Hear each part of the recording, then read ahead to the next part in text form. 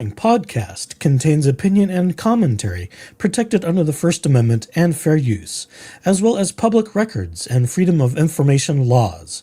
The content may include adult themes, adult concepts, and adult language not suitable for all audiences. For the safety of all, no viewer should ever engage with, interact with, seek out, or contact in any way persons being discussed, including those under criminal prosecution, and especially those that state, "It's not like I've gone and killed somebody!" Viewer discretion is advised.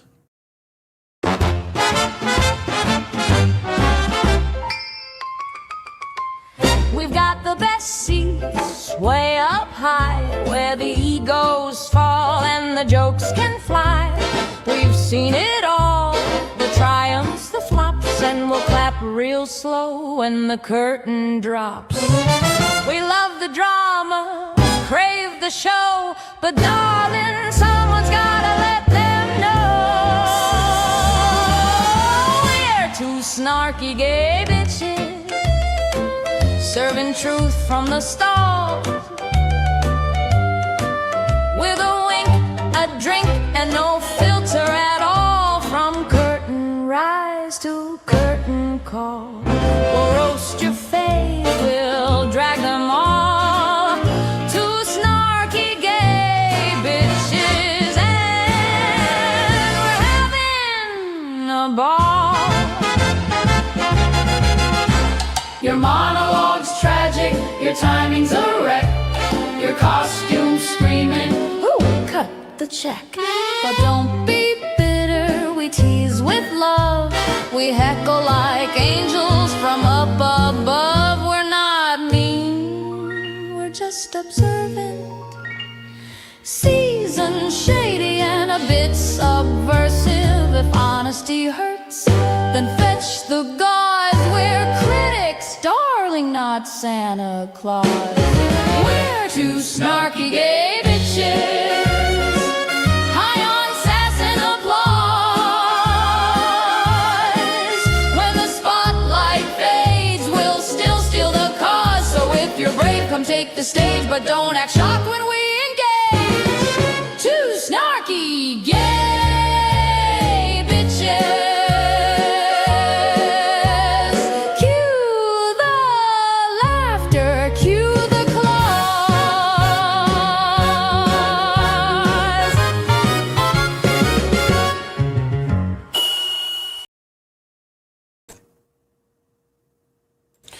Welcome everyone back to my channel and to your favorite little cubbyhole on the internet. Yes, there are in fact two snarky gay bitches tonight. There are indeed. Hi. Because folks, my sweet baby Jesus, I think I've got a headache already from this. He can't stop. He can't stop. He is the little steam engine that could, and he is going to steam engine his way all the way to disbarment, in my opinion. Yes, we are talking about one embattled dingus the douche canoe. That's David Gingras. The fucking douche canoe. And boy, has he been busy lately. Holy manic Monday madness. I was looking for M words. God. Well, it's getting Manic bad. Monday and Manic Tuesday as well. It's getting really super bad. Well, I'm not going to worry about him. He's a grown man. And just like Laura Owens, he's done to himself what he's gotten himself into. So there's that. I mean, of course, he is claiming otherwise. He has every right to claim otherwise and mount his defense. But after everything we've seen the last couple of years, you know, he's got a lot of he's got one hell of a mountain to climb. Oh yes, it may be curtains. Yes, he does. It may be curtains for the Gingras Law Office, but we shall see. We shall see. We've got a hell of a lot to cover tonight, folks. We've got a couple of filings. Jeep Daddy himself has done the ginger bites for this evening. He has run the things through the chat GPTs, as he's wont to do, because, well, he's a man of limited bandwidth, because he's got to spend all the rest of the bandwidth on the Jeep trails. Correct. And honestly, if I were to sit and read all of that durable on a regular basis that he throws into that blog, I would probably just be considered brain dead at that point. So I will make the robots suffer so that I, and therefore you, do not have to. You're welcome. Indeed, another service we offer. We take some ginger bites. We package it. Well, he's done it this time. It's his fault. Package them into digestible things so you don't have to read through all the stuff. Because why would you? And having skimmed over some of it, I'm just going, oh my God, I hope Judge Mata has got lots of safety and security, is sort of how I'm interpreting what I've read lately. It's not a good thing. It is not a good thing to be threatening a sitting judge and their family. It is not a smart thing. I won't even say in my opinion. I'm just going to say it's not a smart thing to be threatening a judge. Usually not, especially if you want to keep your law license. Yeah. As Miss Wings has rightfully posted. Yes, posted with an L. Hit the likes and the subscribes. I think they're over this way. The buttons down there. You know what we're talking about. Hit the likes, hit the subscribes, hit the notification bell. Feed our AI computer overlords all the good things because, well, that's what makes YouTube happy. It's what makes the world go round. If and or when I decide to monetize this thing, which I don't know if it's worth it. I don't think it's worth it until you get to the hundreds of thousands, and then you can get dollars. You've got enough of an audience where people don't mind throwing you 10s and 20s. And what little you get in AdSense revenue, maybe you could pull down a low 5-figure something out of it with a few 100,000. That's my hunch. It's probably before taxes that are due too for, Well, of course. So, yeah. Keep our day jobs, maybe? For now. Trotopotamus says, no thanks, MK. Is going after family members again? Oh, yes, he is. Not only is he going after family members, he's subpoenaing family members. But we'll get to that shortly. We'll get to that shortly because we've got this as I pick dinner out of my teeth. Never mind. Keeping it classy from the cubby hole. Classy. Classy from the cubby hole. That's it's like, right. well, either I go. spit it out and it's really obvious or I just get it off my tongue. We've got this nasty thing. Well, it's not nasty. It's his response. Some of you might remember from, the last time Jeep Daddy was on, because he was busy over the weekend. He couldn't be bothered to, join me in my little torture fest as we read a little more of the history of the whole real estate love fest. Laura Owens love bombing. Air. Yeah, sure. He had to touch some trees. Laura Owens love bombing Clayton Echard through real estate. And it was starting to get a little icky, so it was a good time for me. I was actually starting to get sleepy reading it. I was like, why am I doing this to myself? Okay, let's stop. We'll save the rest for when he's around. But we've got more important fish to fry than read things from the past. We need to stay on the present because the present is piling up. And if you aren't on top of the story right now, you're going to get behind and then you're going to be left in the dust. So I'm trying desperately to stay on top of it. So we have this nifty little thing. If I get on the right tab myself, although I think, yes, we are displaying the correct one. This is the respondent's answer. This is David Gingras responding to the bar complaints we read a couple iterations ago. Danny says it was a long night. Impressive. When it was just me, myself, and I, it wasn't so bad, especially when I could, record it and then edit it and spend days doing so. We don't have that kind of time anymore. You got to get it in, you got to bang it out and move on. Because when there's people posting 2 or 3 blogs a day and multiple filings within a week, you're going to get buried in the stuff. It's just too much stuff. Mm-hmm. And if anyone who's been following the Owens nonsense, there's nothing that she and Dingus can't do but paper the courts and paper everybody else at the same time. Delay. Push. There was that little sort of. I thought the judge was being snarky. Well, the commissioner in Hey Rob's hearing where she said something about, and then people are filing things with this many pages, and he sort of smirked funny and turned his head. It's like, we know whose filing that was with all that paper. Yeah, we do. So here we have respondent's answer. If you've been watching Court of Random Opinion, Lauren Knighty, the amazing, and she's going to deny it, but Lauren's the sweetest sweetie there is, and she's quite brilliant. But she'll deny it But you heard it here first. I think Bruce would agree with me.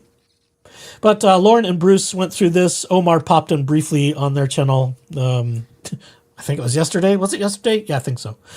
It's all blurring together and it's moving so fast. It's just too much. It's too much. So we have David Gingras' answer to the bar complaints. And he's got responses where he admits, denies, or verbosely explains. It's just crazy. So here we go. Pursuant to Arizona rules, I assume it's Supreme Court 47. Respondent David S. Gingras submits the following answer to the complaint filed in this matter. Respondent represented Laura Owens, Maricopa County Superior Court, regarding motions for sanction. And he goes through all the points. So we've got the 170 some odd points from the bar complaint. And he either admits, denies. I've actually highlighted them in some colors. We have to make this a little bit more fun. Oh, good. So I'll just kind of quickly read through the counts, I guess they are, and then his response. And if there's any interjecting, there will be some interjecting. So he represented Laura Owens, blah, blah, blah, blah, blah, regarding motion for sanctions filed her against her paternity case that she'd filed. He admits to that. Number 2, I won't number them all, but I will just for comedic effect.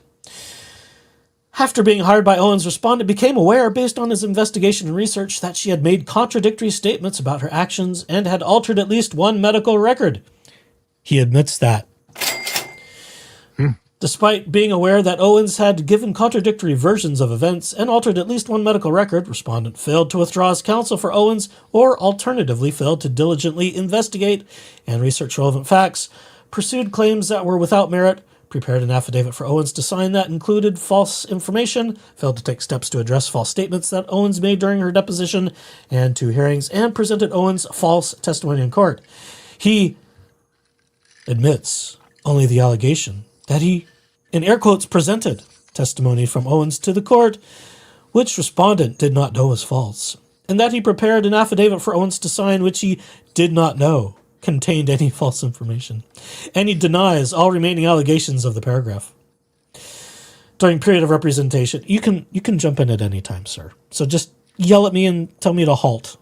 You're doing or just go, fine. whoa, whoa, whoa, whoa, whoa, whoa, whoa, whoa, whoa, whoa, whoa, whoa, like Laura Owens. You could do that too. I could, but I have a little bit more respect for you than, Laura Well, Owens it'd be probably funnier does. if you just, you use some of the phrases from the body cam footage. The black chair, the black chair. Oh, and I do from time to time. You know this. This is true. During the period of representation, respondent failed to comply with a court order directing him not to disclose outside of counsel for the parties any medical or other documentation, exhibits, medical records, etc., disclosed between parties. He denies that. That's okay. Yeah. Anything that potentially makes him look bad, I'll say. He'll deny. I'll give everyone the spoiler alert for that one. He denies anything that could make him look bad or put his bar status into question. Funny that. Indeed. During the period of representation, respondent took steps to prevent Michael Maricini, a potentially adverse witness, from appearing and testifying at a hearing held on June 10, 2024. He denies that and affirmatively alleged the State Bar's allegation contains knowingly false misrepresentations of fact. Of course it does. I don't know how he can deny that he called 911, that he tried to get Mike Maricini arrested, but that will be entertaining to hear an explanation for. Gaslighting is a popular thing these days. It is a theme between those two, especially. They're in everywhere, it seems. Well, yeah, but I'll stay focused to the subject material at hand. Fair enough. Let's see. What's chat doing? Who was in what? I shouldn't look at chat. Rob wouldn't hurt a fly. He's one of the nicest guys ever. Yeah, I appreciate Rob. I really do. I think it's well, I'll digress. Digression number 1. It was a shit deal he got in his hearing, and I believe they are working to rectify things, and that's all I will say on the matter. I'm not reading into things. I'm just reading my own tea leaves. Good evening, Dingus Detractors. Hi, Kimbo. How are you? Totally agree, Snow. Rob's a sweetheart. Let's see. He was in chat yesterday. Yes, he was. He was in Lauren's chat yesterday. He will interact carefully for obvious reasons because, as they say, the fat lady has not sung, and I believe she's still warming up. So stay tuned. Mm-hmm. During the period of representation, respondent made public disparaging remarks on social media about members of the public and Maricopa County Superior Court Judge Julie Mata, who presided over the paternity case filed by Owens. Respondent admits making certain public statements which contained lawful, truthful statements and opinions, all of which are protected speech under the First Amendment to the U.S. Constitution in Arizona. So he's going to claim everything that he said that was nasty is protected speech. That's another spoiler alert for everybody. During the period of representation, respondent filed and pursued a non-meritorious appeal. He admits... Well, that works too. He admits filing and pursuing an unsuccessful appeal, but denies it was non-meritorious. At all times relevant, was licensed to practice law in Arizona, having been admitted to practice in Arizona October 21, 2004. He admits to that. On August 1st, 23, Laura Owens filed pro se a petition for court order for paternity, legal decision, blah, blah, blah, blah, blah, Owens v. Echard, etc., the paternity case. He admits to that. Petition for court order for paternity alleged that Owens had become pregnant by Echard. He admits to that. On September 14, 23, prior to respondent's involvement in the case, Owens filed pro se an expedited motion to seal court record, asking the court to seal the entire record of paternity case. He admits to that. Owens attached to the expedited motion, etc., several copies of several email messages from Echard to Owens in which he sought evidence that she was pregnant. He admits that Owens filed a motion with certain attachments, the substance of which speaks for itself. Echard asserted in email messages that Owens was not pregnant by him, had never undergone an ultrasound, had offered illogical, well, maybe they were legal too. Maybe. Illegal excuses to delay testing. Well, illogical excuses is what it says, but there were some illegalities because there were altered medical records from Nowheresville. I think that's illegal. Had provided him with a sonogram that had been created from an image on the internet. He admits that Owens filed a motion with certain attachments, the substance of which speaking for itself. Among email messages attached to the expedited motion to seal the record from July 25th of 23, email message Echard to Owens, which reflected that Echard believed that Owens had provided him with a false sonogram. He admits that Owens filed a motion with certain attachments, the substance of which speaks for itself. We've got a little bit of copy-paste action going on here. There's a lot of that, too. Yeah. The expedited motion to seal the record indicated that Owens had failed to provide Echard with evidence that she was pregnant by Echard. He admits that Owens filed a motion with certain attachments, etc., etc., etc. See, this is the low-hanging fruit. Low-hanging fruit here. Owens' September 14, 23 expedited motion and other documents in the court record, including Echard's email message to Owens. I'm just trying to get through this fast. Jeep Daddy stuff is going to be far more interesting than this. Email messages. Well, it could be. I mean, he's spiraling out of control. Placed respondent, that being David Gingras, on notice that he needed to be diligent in ensuring that Owens was truthful about her health, alleged pregnancy, medical records, and events, and determining whether any legitimate evidence existed, reflecting Owens was pregnant and that Echard was the father. Respondent denies that a pleading filed pro se by the pro se litigant more than 7 months before respondent met that litigant in a case in which respondent was not involved somehow, placed respondent on notice that he needed to be diligent beyond the normal duty of diligence owed by every lawyer in the case. In other words, that's before my time. What do I care? Yeah, as though you don't inherit the debts of all the things when you take on a case, but sure, okay, that's fine. Yeah, go for it. Try, keep going. They're gin grass. It's pronounced gin like you drink and grass like you mow. I had to change the page to find it. There's too many buttons now. I need like a super touchpad desktop that's just buttons. There's just too many. And then I need to like cluster group them by subject and theme. Respondent had a duty to diligently investigate and research everything that Owens told him or provided to him. Respondent... the response. Oh, God. The allegation contains a legal conclusion for which no response is required.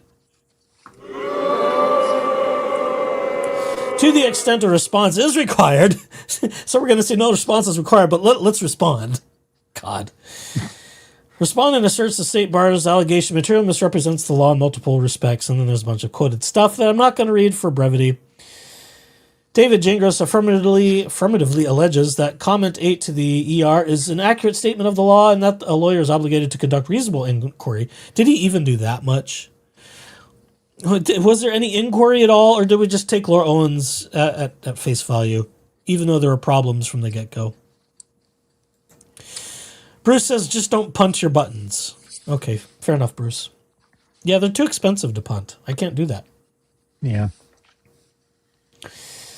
Which he believes a client may have altered evidence or offered false testimony. Respondent affirmatively alleges that he complied with duty and respected all. I'm just going to slur my words. That might be appropriate. Here, and I'm the one drinking on stream here, and apparently it's making its way through the intertubes over to the cubby hole there, and I don't know. I think this my dear document. friend. I think this document might be tainted with something. It's got the gin stank all over it. Yeah, it The does. smell of dipshittery, the smell of something. I don't know. Something. Bullshit! Respondent further notes bullshit everywhere. as explained elsewhere that sonograms are, as a matter of law, not relevant.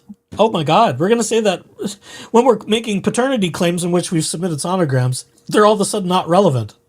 Nor are they material to the issue of paternity. That's not what your client said at the beginning of all this. Especially with that Fiverr logo attached to one of them. Sonograms are, by Arizona statute, not admissible or relevant, blah, blah, blah, blah, blah. Let's skip through some of this. When he learned of the possibility, see, we're not going to claim of anything, the possibility that Miss Owens might have altered, we've got lots of keywords here, might have altered, even completely fabricated one or more. Yeah. Respondent took every reasonable step to investigate that issue. Did he now? Did he really? Did he? I'm not so sure about that. I don't know about that. I don't know about that either. I'm not convinced. Not in the slightest. I'll keep my highlighter handy just in case. While also keeping in mind that the probative value of the evidence was basically zero. Like it, basically zero. Again, you're about LY to these words. weird little like maybes and mights and whatever. Basically, it's LY words. Jack Fox's LY words. Mm-hmm. Things that are skipping over detail on with intention. Paternity claims, I'm just going to skip through more of this. Paternity claims cannot be resolved based on sonograms, so the validity of the sonogram in question was largely irrelevant. More LY words. Oh, respondent failed to diligently investigate and or research Owens' allegations to determine whether her statements to him, opposing counsel, and the court were truthful, or that the sonogram provided to him and used during court hearing on June 10 was an image created by an ultrasound performed on Owens. Again, the allegation is based on a knowingly material misstatement of the law. Having said that, respondent denies this allegation. You know, I feel like if I'd turned this into sort of a Roman Colosseum thing, this might have been that much more entertaining. I don't know how to do that, but... The thumbs up, thumbs down thing where... Something. Depends on who dies. Yeah, you know, it's like I need some graphics now. We need some AI graphics to... You know, like, pew! You know, it could be like Battleship. Oh, you sunk my legal battleship or something. Trying to figure out a way to make it interesting. On January 3, 2024, Echard's counsel filed a motion for sanctions pursuant to Rule 26, in which he requested that Owens be sanctioned for filing a petition for order of paternity and later documents for improper purpose without medical evidence to support her claim that she was pregnant. And he admits and affirmatively alleges the motion for sanctions was filed in direct violation of the rules of family law procedure, and that such a motion was later withdrawn as a result of that violation. Not true. Echard's January 3/24 motion for sanctions pursuant to Rule 26 placed respondent on notice that Echard had claimed that Owens was not pregnant, which created a duty on his part to ensure that his investigation and research thoroughly addressed everything Owens told him or provided to him. He denies. Denying caps. Ooh. Okay. Yeah, I don't know if there's any times he actually puts that in bold and underline, but there are different things. So maybe this is an angry deny. Sort of like you put on your like he's Mr. Potato Head, and you put on the angry eyes. Anger. Yeah. Respondent further affirmatively alleges that he did not represent Miss Owens on January 3 of 24 when the motion for sanctions was filed, and did not know about the motion until 3 months after he was retained on March 25th. See, January, February, I guess that's approximately 3 months. Yeah. Close enough. On February 21. 3 months and 2 weeks or 3 weeks or, yeah. I don't know. Date math is hard. Whatever it is. On February 21 of 24, Judge Mott issued a minute entry order scheduling a hearing in the paternity case on June 10 to address the issue of sanctions and attorney's fees related to the paternity case filed by Owens. He admits that. Well, how could you not? There's a whole... It's part of the record. That'd be stupid to deny that. On March 11, Echard's counsel filed a motion to compel, which stated in part that Owens had testified at her deposition that she had altered a sonogram, falsely claiming it came from SMIL. And he admits that. Based on March 11 motion to compel, respondent was once again placed on notice that he needed to be diligent in A, ensuring that Owens was truthful about her health, pregnancy, medical records, etc., determining whether it was legitimate evidence, blah, blah, blah, blah, blah. He denies. Now we've got more stuff. But he's admitting that there's things above there that happen on March 11th, 2024, but now it's like, oh, well, this is like selective, like, oh, I didn't represent her at this point, but, oh, I admit that there was things that happened back then, it was like a respondent, sort of thing. Like, is this, I feel like there's a lot of contradictions so far. Deb Peterson asks, are we keeping track of how many admits, denies? Not officially in terms of a tally, not unless Jeep Daddy's scribbling something down. No, but Snow had a good idea. I want to put this into... I need a copy of this so I can put it into the GPTs and maybe we can get those tallies. Okay, like Deb said earlier, I'm really glad it's not a... really, really glad this is not a drinking game because we'd all end up in the hospital. It doesn't matter if it's like alcohol or sugar. Like, we'd all be completely forked. Snow says to Deb, having a digital scoreboard for this would be cool. I don't know how I would do that. Maybe there's ways. I'm not quite so techno-savvy. Jeep Daddy's the IT guy. He should figure it out. It depends on what we can do with StreamYard. Beats the hell out of me. Jen the Couch Fray says, why didn't he know? Douche Canoe was supposed to read the file. The fucking Douche Canoe. That's why. He's a Douche Canoe. He didn't read the file. Remember, that's before his time. It doesn't matter. Oh, yeah, before. He's a what was it Tug said? A tramp stamp lawyer.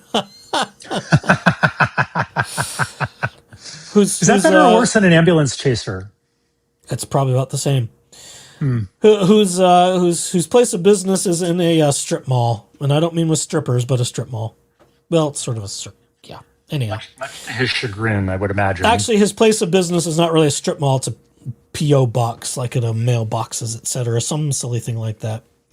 We'll laugh at that a little more because he issues subpoenas demanding people show up to his PO box location with evidence that he's looking for. Wow, we'll talk about that. That's next, folks. Yeah, he's going. Definitely need a copy of this. He's going after Judge Mata in the next document with a fury, and not just Judge Mata, but her father, and whomever else he can attack. It's quite wild. We'll get there. That's why I want to just plow through this. Let's keep going. Keep going. If you want the full-fledged version, go check out Lauren and Bruce on Lauren's channel. They spend 3 hours going over this. I don't have it in me. I just want to plow through it for the sake of completion. I'm a completionist. Let's see. Just broke my potato peeler, says no thanks, MK. Washing it after cackling about angry eyes. Oh, no. That's funny, though. Okay. Oh, let's see. Did I read that one? He denies. Let's see. Denies. Okay. I'm not sure on that. All right. He denied this one as he repeatedly explained to James Lee. Respondent again affirmatively alleges that he alleges. Why would you allege that you don't represent? You affirmatively alleges? Okay. That turn of phrase strikes me as being a little odd. Okay. That he did not represent Miss Owen. Forgot an S there, David. I'm speaking in the third person. David forgot an S. On March 11, 2024, when the motion to compel was filed, respondent further affirmatively alleges that he was retained on March 25th. We know this. He reviewed the motion to compel and learned that attorney who filed it, Greg Woodnick, lied to the court in that pleading, so he claims. We'll boo for the allegations that Greg Woodnick lied, because I don't believe he did. Among other things, Mr. Echard made a multiple of knowingly false representations of material fact. Do we need to read all this? I don't know. Mr. Woodnick... I've lost interest. You're already bored. I'm already done. We're only at page 9 of 69, folks. I'm done. Oh my God, there's no way we're making it through this. Miss Carey, this is more stuff about the case, accusing Mr. Woodnick of lying and falsely stating in motions. So let's move ahead. More copy Mr. paste. Woodnick also falsely lied. It's a lot of yes. There's a lot of copy paste here too. Mr. Woodnick simply lied to the court. Mr. Woodnick lied about this. Mr. Woodnick lied about that. So let's move ahead. There's a lot of Mr. Woodnick lied and refused to speak to David Gingras. These unlawful and unethical actions by Mr. Woodnick, God, which respondent asked the court to stop, but which the court refused to do. I'm such a martyr. Why do you have to put that in there, you asshat? What the fuck? What a bitch. What a whiny bitch. Whiny Further caused respondent to reasonably believe Miss Echard was telling the truth, and Mr. Echard was not. I'm having a problem with his counsel, so Laura's obviously the more truthful of the two. It doesn't matter that I'm behaving like an asshole to everybody but Laura, but I'm sure she's telling the truth. Ugh. Moving along. On or about March 24, Owens hired respondent representing her regarding promotions. Blah, blah, blah. He admits to being hired by... in respect to all respects... Oh, see, now this is problematic. All respects, finally. Oh, there we go. So... With respect to all aspects of the Owens v. Echard litigation. But we're going to deny that anything else is our responsibility, even though he's representing her. But prior to that, I was a candidate before. What an asshat. Fucking moron. March 25th, respondent filed a notice of appearance. He admits to that. On agreeing to represent Owens, respondent had a duty in preparing her defense to the Rule 26 sanction thing to diligently investigate, etc., make sure everything's true, blah, blah, blah, blah. Review the file provided to him by Owens' former counsel, review the information documents provided to him by Echard, and review other information that came to his attention. This allegation contains a legal conclusion for which no response is required. As noted above, this allegation also materially misstates the law. It's... Whatever, dude. It's outrageous. Whatever. Echard's counsel filed a motion for relief from judgment based on fraud in matter of Owens and Echard maritime order protection case. And he admits to that one. A motion for relief stated in part, all that stuff there, judge duty, blah, blah, blah, judge duty. That Owens committed fraud when she filed the petition for protection against Echard. Is that right? Am I reading this right? Plaintiff Owens committed fraud when she filed her underlying petition for order of protection and then testified before Judge Duty under the fraudulent pretense that she was pregnant with defendant Echard's twins and that defendant Echard was cyberbullying her and posting her medical records online. To be clear, Plaintiff Owens was never pregnant. Never six? Why is there a six hanging out there? Pregnant by defendant Echard as they did not have penetrative sexual intercourse, and he admits that one. Motion for relief from judgment further stated that Owens admitted during her deposition that she had modified medical records, which the court relied on to grant the order of protection. He admits the motion contains certain allegations. The substance speak for themselves. That motion for relief of judgment noted that Owens had provided no verifiable medical evidence, blah, blah, blah, blah, blah, making the protection order was de facto fraudulent. He admits the motion contains certain allegations, etc. Motion for relief of judgment contained additional information relevant to the paternity case. He admits the motion contains allegations. Motion for relief of judgment replaced respondent on notice. Okay, here's another thing that he's going to deny because it makes him responsible. But not a capitals deny, so just a soft deny. It's a gentle deny that he should have been diligent, etc., etc. He denies that one. Oh, let's see. April 9 of 24, he filed a notice of appearance pending motion on Owen's behalf in the order of protection case. He admits that one. April 22, May 9, respondent Echard provided Echard's counsel with supplementary disclosure statements that failed to adequately address Owen's changing version of events. He admits that respondent provided certain disclosure to Echard's counsel. The assertion that such disclosures failed to adequately address Owen's changing version of events is argumentative, improper, and misstates the legal requirements of what disclosures required under family rule, blah, blah, blah, blah. Okay. He will take no responsibility for anything he actually did, is what this is going to be. We will only admit to things that are obviously factual matters on the record, which are just going to be procedural things. On June 10, 24, Judge Mata presided over a hearing to address Echard's request for sanctions and attorney fees. He admits that one. Now it gets read. During the June 10 hearing, Owens provided false testimony about matters pertaining to her alleged pregnancy. Respondent lacks sufficient information upon which to form a belief as to the accuracy of this allegation and therefore denies same. Wasn't he there? Wasn't he there? Supposedly. God. But I guess not, because he's denying it.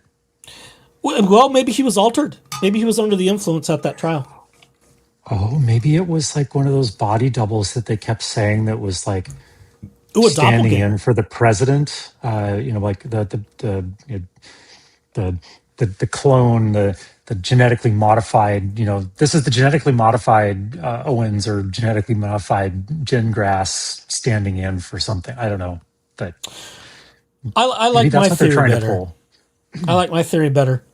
Law Talk with Okay. Mike in his latest thing on this nonsense. Actually, he was watching the Hey Rob thing, and one of the first things Law Talk with Mike said, "Hey Judge, are you going to get him to blow before you let him practice law? Make sure he's agreeing to the terms of his release or something like that." Of course, insinuating that someone could be practicing representing Laura Owens in the injunction in an altered state. Because, well, he's got a pending DUI case, which, of course, he's continued, I think, for the 7th time now. 7 already? Yeah, so I think that's what I saw with 7 continuances. So it's kicked again. Shocked, I tell you. Because you know what would happen? You know what would happen if it wasn't? He'd have to actually defend himself and Well, that too. potentially. But if it were to go to a hearing or a trial in this case, because that's the next step is they've got to hear the case and try it. If someone gets convicted of it, guess what's going to happen to their law license instantaneously, as well as their driver's license? Poof, poof, and you just go out. Poof. Oh, respondent failed to correct or clarify Owens' false testimony during direct examination or redirect. This allegation misstates facts and is based on a false premise that respondent knew Miss Owens was testifying falsely. Respondent did not know Miss Owens was testifying falsely, but yet he had all this evidence that she was making shit up. But again, yeah. Again, was he not there? Was he having an out-of-body experience, or was that a body double? It's still like my body double theory. It's but, funny. Yeah. I mean, that's what I'm here for, is comic relief. Respondent did not know Miss Owens was testifying falsely and thus was under no obligation to correct or clarify such testimony. Although there's plenty of evidence that he did know. If he's looking at her stuff and it's proven that she's lying about things, and we're going to...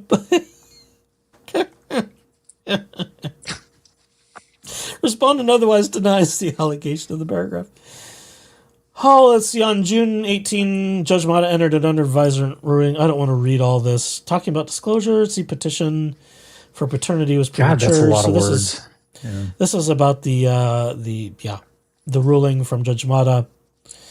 That was not, let's see, nothing was grounded in fact or based on law. I'm just skimming. Owens knowingly presented a false claim and knowingly violated a court order compelling disclosure and discovery, etc., making fees and costs appropriate. The respondent admits the court issued the ruling, the substance speaking for itself. Okay, there's another copy-paste thing. Yeah. August 16, 24, Judge Mata issued an order, application for fees and costs. totaling that 149,000 and change in attorney's fees to Echard within 80 days. He admits that. All allegations set forth, he doesn't respond to that, so we'll skip that one. February 21, Judge Mata issued a minute entry order in the paternity case regarding the status conference held on a date. I wonder why we don't do this chronologically, but never mind. Status conference held on the date, he admits. Respondent, David Gingras, filed a motion for extension of time to respond to the respondent's response of the respondent's responding respondents. Jesus fucking Christ. Responding of the who's? Jesus. Yeah, Bruce likes to giggle at Yeah, that. it's a Bruce thing. Response to the respondent's response of the responding respondents' responses. The moose. Yeah, well, that's what you get for being a moose. Love you, He's though. a cheeky moose. Cheeky moose.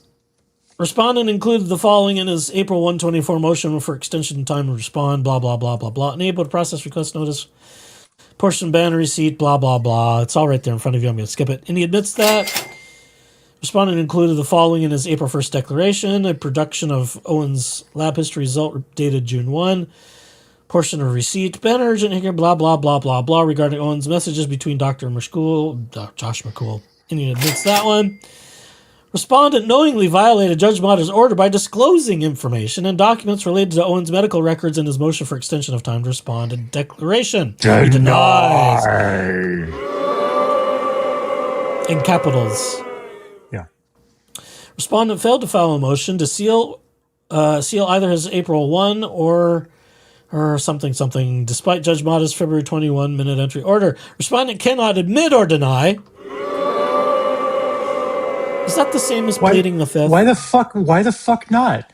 It either happened or it didn't, you dumbass. Like, why can't you admit or deny that you filed a motion? Because the allegations of this paragraph are based on a false premise. Oh, okay. I.e. that respondent was under an obligation to file a motion to seal. Oh. No such obligation existed at the time, nor was there any lawful basis for such a duty to have been imposed, nor was there any legal basis to seek an order allowing documents to be filed under seal. Well, that's fascinating because you weren't asked whether there was a duty to do it. You asked whether you did it or not. On April 4th, 24, respondent posted the following on the Gingras Law Office blog.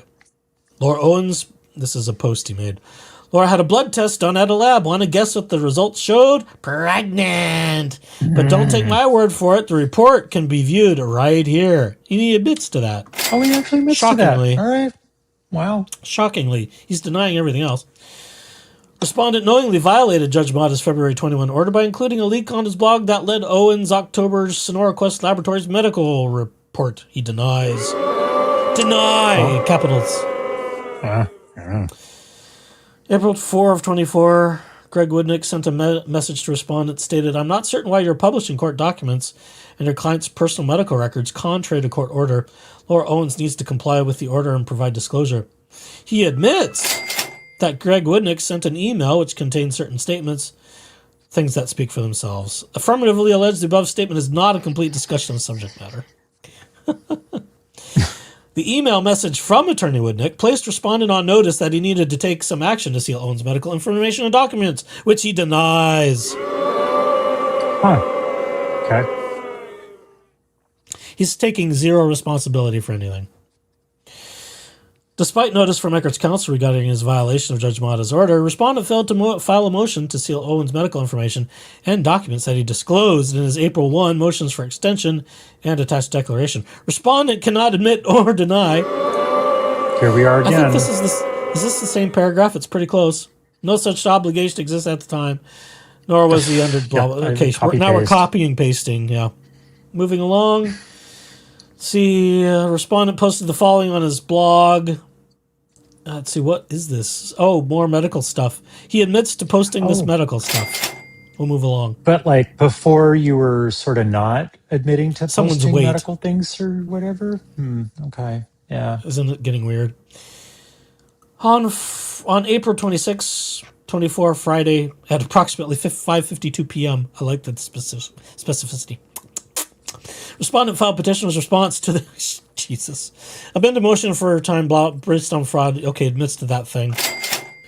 Respondent's filing of April 26th response did not, at the time he filed it, become a matter of public record. He denies that. The April 26th response included summary of portions of Dr. Dean and Justicia Lynn's expert report, which they prepared for Echard under certain titles, discussing Dr. Dean's and Lynn's report. A quotation taken from the report appeared near the bottom of the page. He admits that. Attached to the April 26th response, let's see, was a copy of curriculum vitae. He admits to that.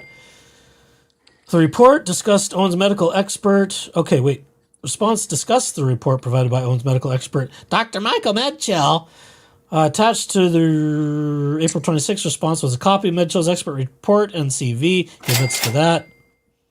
Attached to the response, let's see, records and documents, Echard's claims, include. I'm skimming. More information from Owens' medical records and portions of her medical records and reports. He admits that. At approximately noon on Saturday, April 27 of 24, respondent posted on his publicly accessible personal Twitter, we'll call it. Yes. We don't want to call it X because that sounds like a naughty site in which someone would find details of some of the actions alleged in the underlying case. I'm stealing a Runkle joke. Oh, Bruce is here. Bruce says, my favorite part is when he says the reason he believes Laura's telling the truth about being pregnant is because he thinks Woodnick was mean to him and maybe lied to him. Oh, he can't handle the truth. No, he can't. No. Let's see. Posted on his law firm X website, blah, blah, blah. The response, which included portions of Owens' medical information documents, he admits to that. Okay. Respondent knowingly violated Judge Mata's minute entry order by posting medical information documents on his Twitter account or other social media. He denies that. Wow, so direct conflict to what just happened in the previous immediate point, but cool. Yeah, keep telling us your story there, cool kid. Don't you like the contradictions? They're delightful. On April 29 of 24, the court clerk docketed the response, at which time the document became public record through the clerk's office. He denies that. Now we argue what docketed means. Yikes. He affirmatively alleges the bar allegation contains a misstatement of law that electronically filed document is not deemed a public record until it's docketed by the clerk. That statement is materially false, blah, blah, blah, blah, blah. And he argues and he argues and he argues. Let's just skip along. Under Arizona law and controlling U.S. Supreme Court precedent, a document filed with the court is a public record, regardless of when, if ever, the clerk makes that document available online. Interesting. Since I don't practice in law, I can't take a position on that. Kind of want to call in a fact check on that one. That'd be great. That would be apropos. Oh, let's see. Snow says, Bruce, what? Okay, it's in here somewhere. I don't know what they're talking about. I won't get distracted. Neither Dr. Deans nor Lindy, is it Lind or Lindy, do you think, with the E on the end? I'm going to say Lindy yeah. Neither of them consented to the publication of their expert reports because it contained review of Owens' private medical records, which was intended solely for attorneys in court review. He denies this. By agreeing to appear as experts and submitting expert report for the use in the case, both Dr. Deans and Lindy knowingly and voluntarily consented to the publication of the report because the Arizona Rules of Family Law Procedure require all experts to be disclosed in the absence of a protective order, which the court repeatedly refused to. What? That doesn't even make sense. Yeah, just because they're called really as experts. I'm following that argument. Disclosure of experts is not the same as disclosure of the experts' reports, which could contain privileged and confidential information. Right, which we're directly instructed to not publish. You Yikes. Fucking idiot. Yeah. In the absence of a specific court order prohibiting disclosure of a specific report, there's no legal basis for an expert to consent. But there was. I'm David Gingras. I've done no wrong. Everything I do is right and lawful. Except when I drive drunk. He'll find a way to excuse that, too. I'm sure. He was helping a friend who was more plastered than he was. It should be okay. Oh, yeah. Okay. It was So that only a totally couple of like, beers. It was hours ago, and he's had water ever since. yeah. The usual drunken response that I see in DUI body cam footage. Oh, it was just like one or two, and that was hours ago, and I've been drinking water ever since. Okay, never mind. At no time did respondent file a motion to seal Owens' medical information or documents, despite Judge Mott's 21 entry order. Respondent cannot admit or deny. What? The usual cut and paste response is attached. God damn it. By engaging in conduct set forth above, respondent violated certain rules by making extrajudicial statements that he knew or reasonably should have known would be disseminated by means of public communication that would have substantial likelihood of materially prejudicing the paternity case by using means that had no substantial purpose other than to embarrass, delay, burden, blah, blah, blah. And he denies that. Laura Owens obtained a DVRO. You skipped one, but that's okay. It's got an NA, so I'm going to skip it. It's an NA. And it's just allegations set forth are incorporated here and as a set forth. It's just a procedural statement. Laura Owens obtained a DVRO against Michael Maricini, which was renewed in September 11, which he admits. The DVRO required Maricini to remain at least 100 yards away from Owens. He admits. Okay. During the paternity case, Echard's counsel disclosed to David Gingras that he intended to call Maricini as a witness. Oh, he admits, with the caveat that Maricini's counsel later informed respondent, both verbally and later confirmed in writing, that Mr. Maricini was not going to appear in trial at Arizona. We know all about this. Respondent understood and believed that Mr. Maricini was not a witness at the trial, or was not a trial witness. Will be accurate. Beep. Moving along, a few weeks later, just before discovery deadline, Echard's counsel informed respondent that, contrary to information he, the respondent, had been given by Maricini's California attorney, which seems immaterial, really. Maricini would appear and testify at the hearing, which he admits. Neither Echard's counsel nor Maricini nor respondent filed a motion in the San Francisco court to modify the DVRO to allow Maricini to testify in Arizona. He admits. Respondent further alleges that we can't just keep it to a word. I've actually learned something. Oh, what's that? I've learned something about responding and depositions and that kind of thing. Your responses should be limited. No or yes. Don't guess. 5 words or less. Things that David Gingras I don't think could ever do. He further alleges that he told Echard's counsel that an order from the issuing court would be required for Mike to appear, etc., etc., etc. We're going to skip. Oh, and quoting USC and quoting Arizona code and da-da-da-da-da-da-da-da. Okay. And he asserts that they can't modify it, they can't change it, and Maricini could never have been called as a witness, is about where this is going. Which doesn't seem to be true. On April 30th, 24, respondent filed a motion in limine asking to preclude Maricini from testifying because his testimony would be improper against Rule 404B evidence. Echard's counsel had allegedly failed to comply with disclosure rules, etc., etc., etc. Respondent did not reference the existence of a DVRO in that motion in limine, and he admits that he filed the motion. On April 30th, respondent filed an emergency motion to strike and request for immediate telephone scheduling conference, which included a request for an immediate scheduling conference to address. I want to see the manager now. I want to see the supervisor now. Whether they would be permitted to call 3 newly disclosed witnesses, one of whom was Maricini, and he admits. On or about May 7th, Echard's attorney subpoenaed Maricini to testify as a witness at the hearing, which he denies. Even though I've seen the subpoena, the summons for Maricini with my own eyes. Respondent is aware that Echard's counsel claimed that he sent an Arizona subpoena to Maricini at some point. Respondent firmly alleges an Arizona trial subpoena is not legally enforceable outside the state of Arizona, and that an Arizona subpoena could not have lawfully compelled any witness to travel from outside the state for the purpose of attending a hearing in Arizona. Idiot.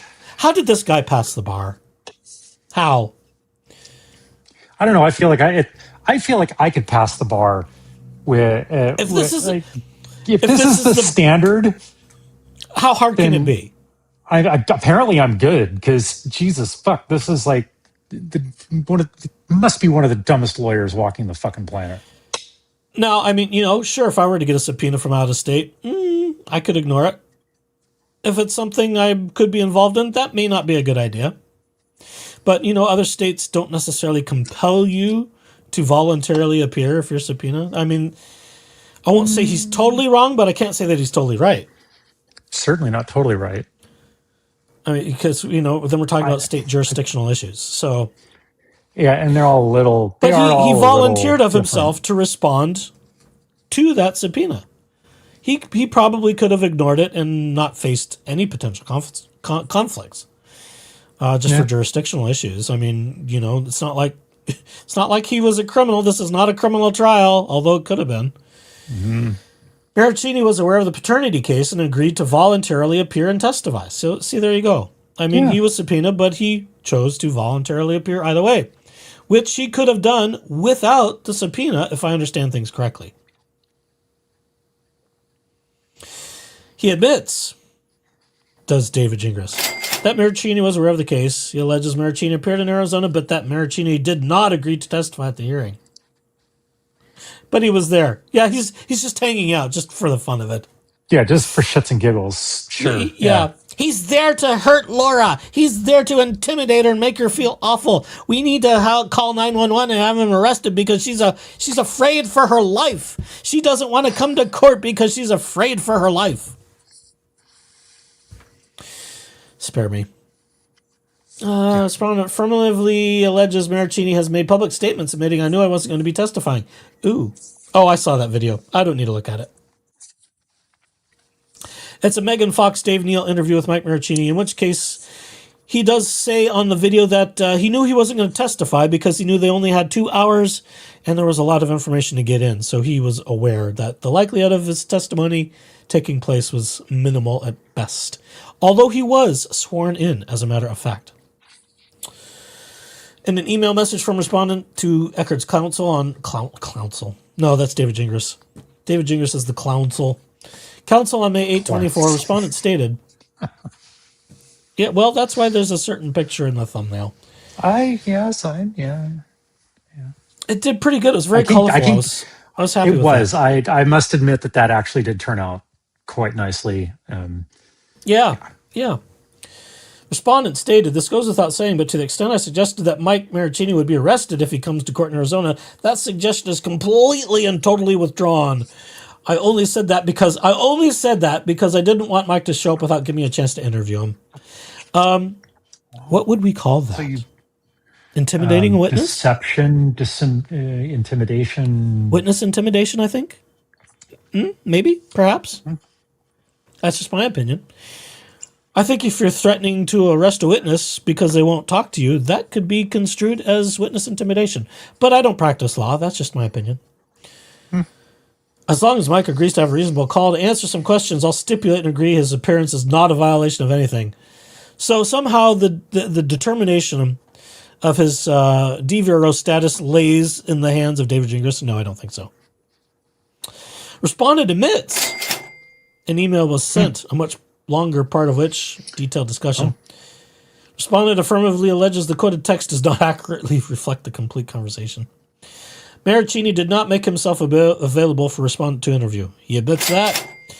Judge Mata issued a minute entry order denying respondent's motion in limine. He admits that. On June 3, to preserve the issue of propriety of Maricini testifying at the June 10 hearing, respondent filed a pretrial statement that addressed the issue. He admits that, because that's what he did. In that pretrial statement, respondent explained that it would be a crime for Maricini to violate the DVRO and that any violation of the order by Maricini would subject him to arrest. He admits that.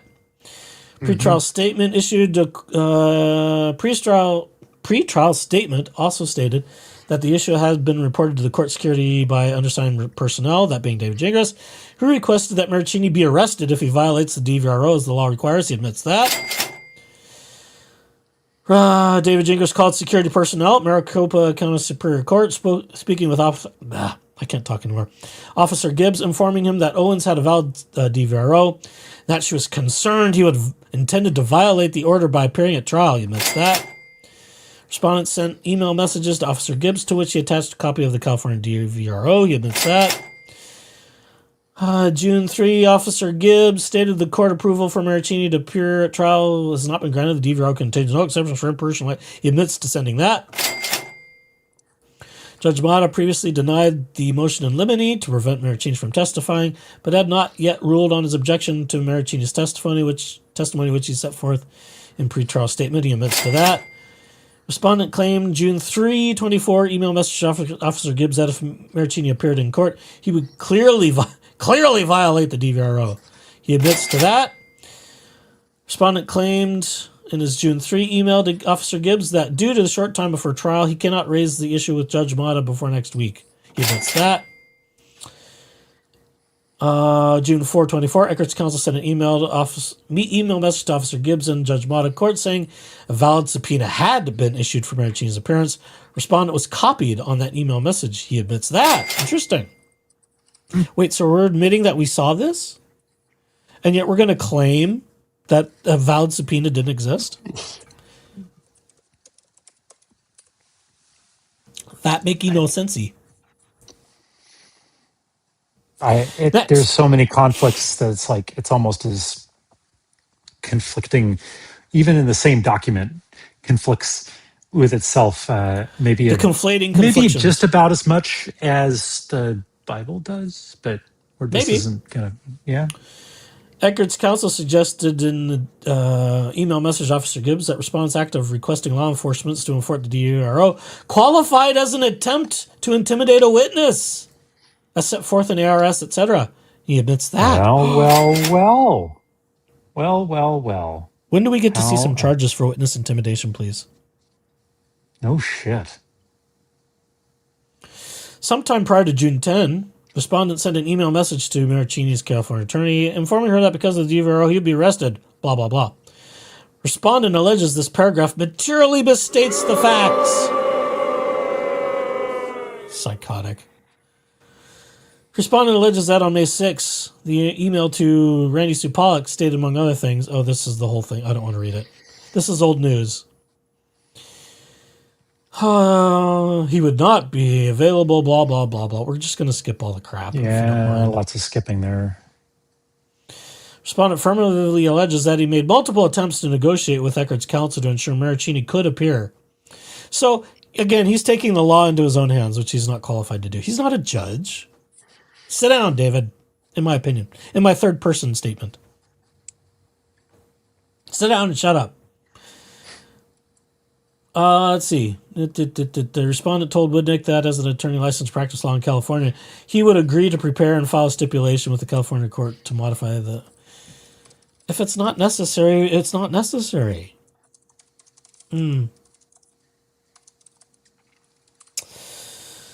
Oh, so purpose, blah, blah, blah, blah, blah. Moving along. Morning of June 10, Owens saw Maricini in the parking lot. Respondent contacted court security personnel, but he was informed they were unable to help. Respondent admits that on June 10, he saw Maricini in the parking lot less than 300 feet away from Miss Owens. At that time, Miss Owens asked respondent to contact court security to seek help, which he did. Miss Owens further told respondent that if he did not contact law enforcement, she would not be able to remain in court due to her fear of Mr. Maricini. Oh, sweet Jesus. The hell she was. Right. This is just like, hey, Rob is threatening me. I can't go to my criminal court. Can I appear on Zoom? Right, because he might be there. He might. God. Respondent was extremely concerned that if he did not do everything possible to resolve Miss Owens' concern, she would leave, resulting in extreme prejudice to the administration of justice. Well, that's what you get for having a psychopathic client, in my opinion. 1,000%. Also in my opinion. In response, court security advised respondent they could not arrest anyone for violating a court order, and the only way to seek enforcement was to contact Phoenix PD. In response to that suggestion, respondent contact Phoenix PD, so he called 911. Well, we know about this. We've read this before. He called 911 from the courthouse parking lot to report Owen's concerns But about not Martini's from the parking lot. But not from the parking lot. The call was made from inside the building. Okay, so he admits to calling 911, but not from the parking lot. Whatever. Split the hairs, Echoes. Split the hairs. David, he's here. Make him go away, David. I don't want him telling the truth about me. Make him go away. Get him arrested, David. Oh, Laura, okay, Laura, I'll do what you say, Laura. I don't know. That's the fantasy I have in my head of how that went down. Is she had a meltdown and wanted David to do things. Prior to commencement of the June 10 hearing, court security personnel and the sheriff's office something informed the court that he had called 911 from, well, wherever he did, in the Justice Court building and attempted to have Martini arrested for a violation of DVRO. Response is that respondent is not aware of what law enforcement told the court regarding the issue because respondent was not present when law enforcement spoke to the judge. Interesting. Oh, as though there's no way to find that out if it's on the record and like the stenographer or, maybe co-pilots doing the translate, it may not have been on the record transcriptions these necessarily. days. I don't know. It may not have been on the fair. record. That's fair. Because, you're only on the record after you call a case, usually. Typically. I know that approaches and things can, change that situation. I know I'm being flippant with my language, but, Odds are the judge was in chambers, would be my estimation, just before all this shit show happened. Judge Mata or a member of her staff through court security personnel or MCSO informed the responding police officers that Martini was responding to a valid subpoena and was not to be detained prior to his testimony. Respondent is not aware of what judge or staff told law enforcement regarding the issue, blah, blah, blah. On June 10, court security personnel escorted Owens and respondent from the parking lot to the courtroom prior to the hearing, which he admits did happen. The hearing allowed respondent to argue on the record before any witnesses called his objection to Martini testifying. He admits that. Respondent argued non-disclosure as a basis for precluding Martini's testimony, etc. He admits that. Judge Mata affirmed her prior ruling, allowing Martini to testify.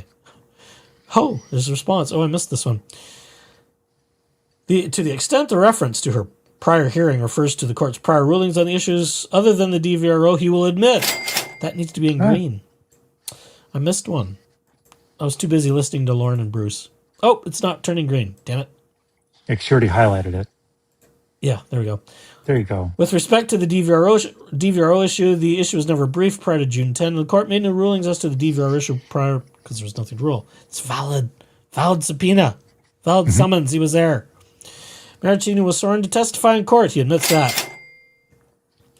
Based on the conduct set above, respondent violated those rules by unlawfully attempting to obstruct Clayton Echard's access to Martini's testimony by using means that had no substantial purpose other than to embarrass, delay, or burden Echard's counsel by engaging in conduct prejudicial administration of attention. And he denies all that. I'm surprised he didn't encaps that one. Respondent knowingly made unprofessional, disparaging, and inappropriate comments about Judge Mata's qualification and or integrity in documents filed with the court and in posts he made on social media accounts. Respondent admits making certain statements regarding Judge Mata, which speak for themselves. He also alleges every statement made in regards to Judge Mata was factually true or was made with a good faith basis to believe it was true or was an opinion protected by the First Amendment, etc., etc., etc. He does that a lot now. That's happening. 20 days after Judge Mata entered her ruling, respondent filed a notice, change of judge for cause, memorandums, etc., which was unprofessional and inappropriately disparaging of Judge Mata. For example, respondent stated the following in this quoted text. We'll skip some of that. He admits to making certain statements regarding Judge Mata, which speak for themselves, and he alleges it's all true, etc., or First Amendment. Sometime prior to September 3, respondent posted the following on the law firm, blah, blah, blah, blah, blah. There was quoted text. He admits to making certain statements regarding Judge Mata, and he says the same as above, that it's either true, he believes it's true, it's First Amendment. Respondent comment above pertaining to Judge Mata's inadvertent reference to an incorrect family law rule regarding a final judgment, language in her June 18 ruling, blah, blah, blah. Instead, she corrected that inadvertent error after the Arizona Court of repeals remanded the matter. And he denies that. Wait, he denies that she went and corrected herself? I guess. Or his comment. He made a nasty comment about how bad she was. Because she made a little error. Which she corrected. And it was fixed. You know, they're not robots. There are human beings involved in this process. Yeah, that's the whole deal, and that's also why it's called you practice law. It's not like it just you do law. I don't know what would be the alternative. Yeah, exactly. What do you execute law? I don't. Fucking hell if I know. So I guess he's denying the nasty statements he made in reference to that. Maybe he's okay, fine, yeah. He just smeared her up, down, and sideways, just like he's done everybody else. Yes, of course. Sometime prior to September 3 of 24, during the pendency of the appeal, respondent posted the following on his law firm Twitter account. This was that the judge committed a crime, blah, blah, blah. Me explaining how, the judge committing a crime was completely unnecessary. Me explaining how this made Laura feel was entirely legal and necessary and ethical. I hope no judge violates your rights, blah, blah, blah. Respondent reference to Judge Mata committing a crime pertained to her alleged failure to enforce the DVRO of Maricini by allowing him to attend the hearing, etc., etc. He admits that he published the statement in question, but would deny... Ooh, I need to make that one red.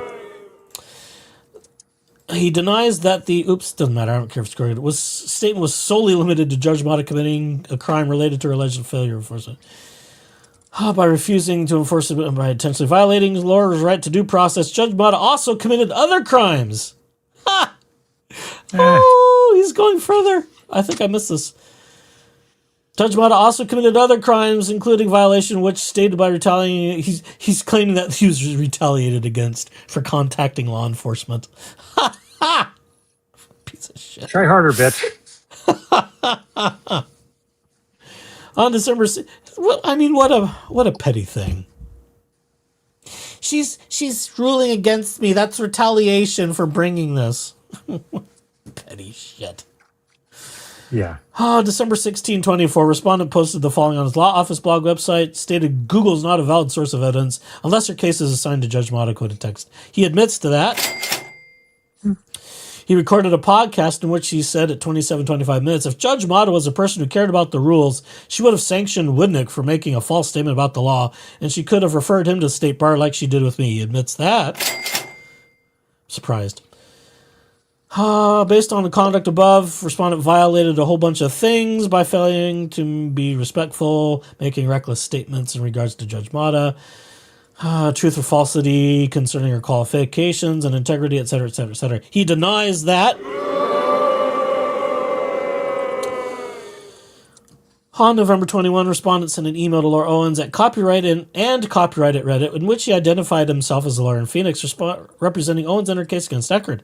He admits to sending an email to Reddit.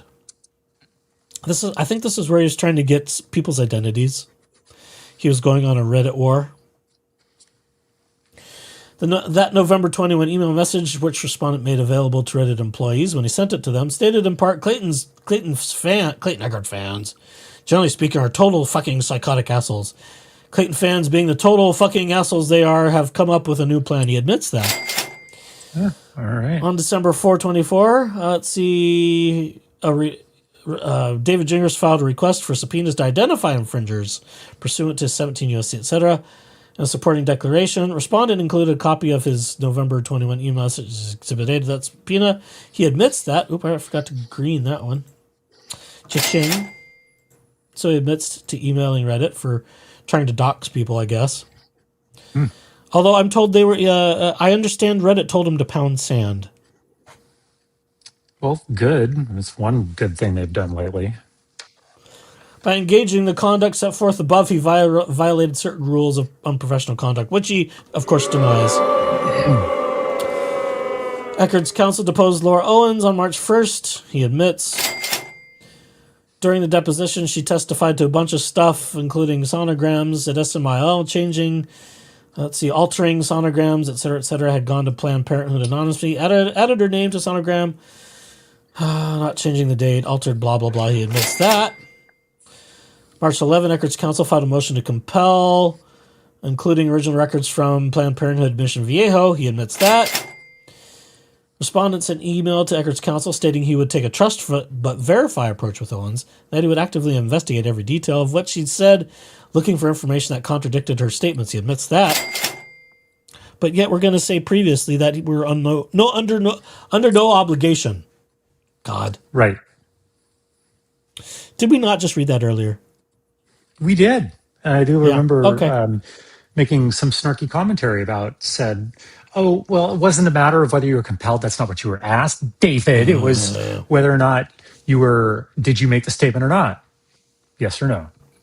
But again, we can't expect that level of The March response 27 from letter this guy. from Echard's counsel placed respondent on notice that he needed to be diligent, etc., and making sure that Owens is truthful about everything, etc.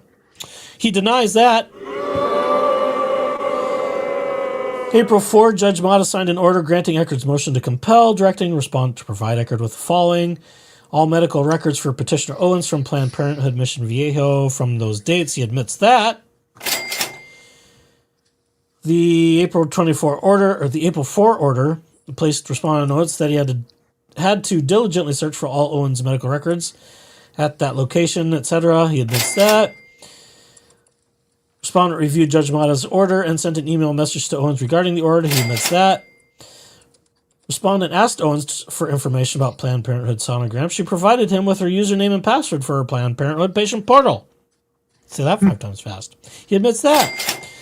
Respondent logged into the patient portal. He admits that.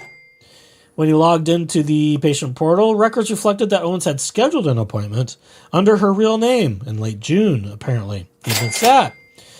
Owens' Planned Parenthood portal also reflected an appointment scheduled for July 2 in Costa Mesa, Orange County. Due to the amount of time that has passed, caused by unnecessary and prejudicial delay on the part of the state bar, respondent cannot precisely recall what information was reflected in the patient portal when he briefly viewed it nearly 2 years ago. Wait, but he wasn't representing her then because he didn't represent her until March of 2024. So why is he able to comment on things back then when that's not a thing? But oh my God, you fucked me anyway. Jesus Christ.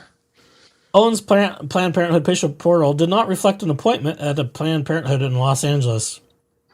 And he says the same thing again, so we'll just boo that and move on. Stupid.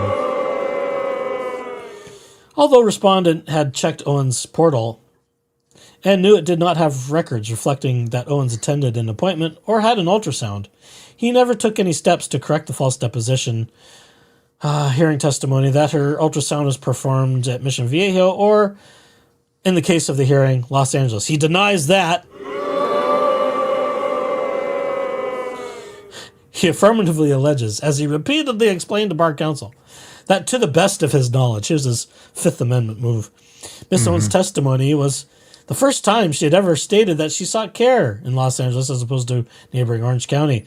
As such, respondent understood that when she changed her testimony on this issue on June 10th, Miss Owens was in fact doing so for the purpose of correcting her prior deposition testimony. Right. Yeah, sure. Did she make it up on the fly or did she get help? That's our question. Gee, I wonder. Maybe I don't. Well, it's the same sort of thing. Who gave them the idea they should file bankruptcies?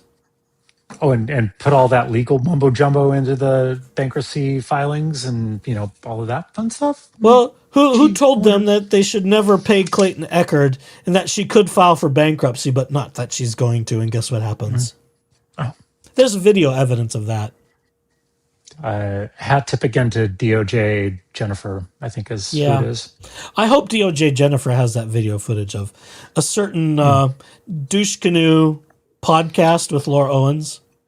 Oh, Laura, I hope you never pay Clayton Echard. And, you could file bankruptcy, not that you're going to. I remember those words distinctly.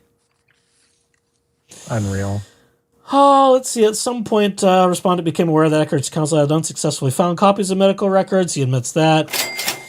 Learning that Echard's counsel did not get any records, respondent was on notice he needed to be more diligent and scrutinize Owens. It denies. Respondent was aware Echard had alleged the motion to compel that he had received confirmation from all providers that Owens was never a patient of theirs. He admits that respondent was aware of the allegation by Woodnick and affirmatively alleged that Woodnick's statement to the court was not consistent with the actual testimony of Owens' providers, several of whom confirmed that she was a patient of theirs. Now he's doubling down again. Nice. Oops, I missed a denial. There we go. Motion to compel placed respondent on notice that he needed to be diligent in doing the proper things, determining that there was legitimate evidence, which he denies. Respondent learned prior to June 10 hearing that Owens had not gone to Planned Parenthood office in Mission Viejo. He denies that. Prior to the June 10 hearing, Owens told respondent that she made appointments at Planned Parenthood, California, 2 consecutive weekends. He admits that. So he's only going to agree with her side of the story, which has been disproven. Owens admitted to respondent that she had altered the sonogram prior to the date she hired him. He admits that. That Owens admitted to Mr. Woodnick during her deposition. Prior to the respondent representing her that she altered them based blah, blah, blah. Respondent sent an affidavit to Owens to review and sign, after which she informed him by email about some possible changes, including the following. Maybe don't include the ultrasound since I tampered with the top. I don't want Dr. Medchill to question me and my credibility based on that. He admits that. I'm surprised. Respondent discussed with Owens the draft affidavit he sent to her on April 15. He admits that. Later on the 16th, Owens executed the affidavit that respondent had drafted, which was attached. He admits that. Owens' affidavit included an image of the altered sonogram and stated in part all the things there, which I'm not going to read. He's going to admit that. Respondent subsequently learned that Owens had allegedly gone to Planned Parenthood in late June, but took no steps to correct the false statement, which he denies.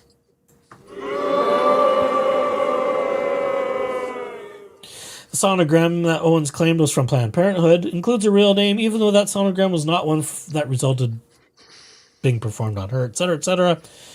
Owens stated in her affidavit under penalty of perjury that she had not changed anything other than the name of the facility and date. Respondent cannot understand what this allegation is claiming and therefore denies. I don't get it, so it's not true. I don't understand. I deny. That's brilliant. That's cute.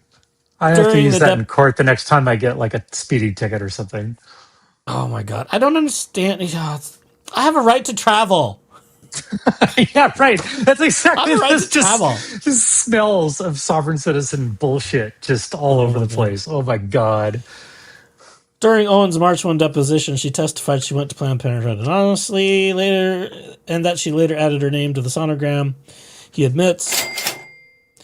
Respondent became aware that Owens had falsely testified during her deposition that she obtained the ultrasound on July 7. He admits.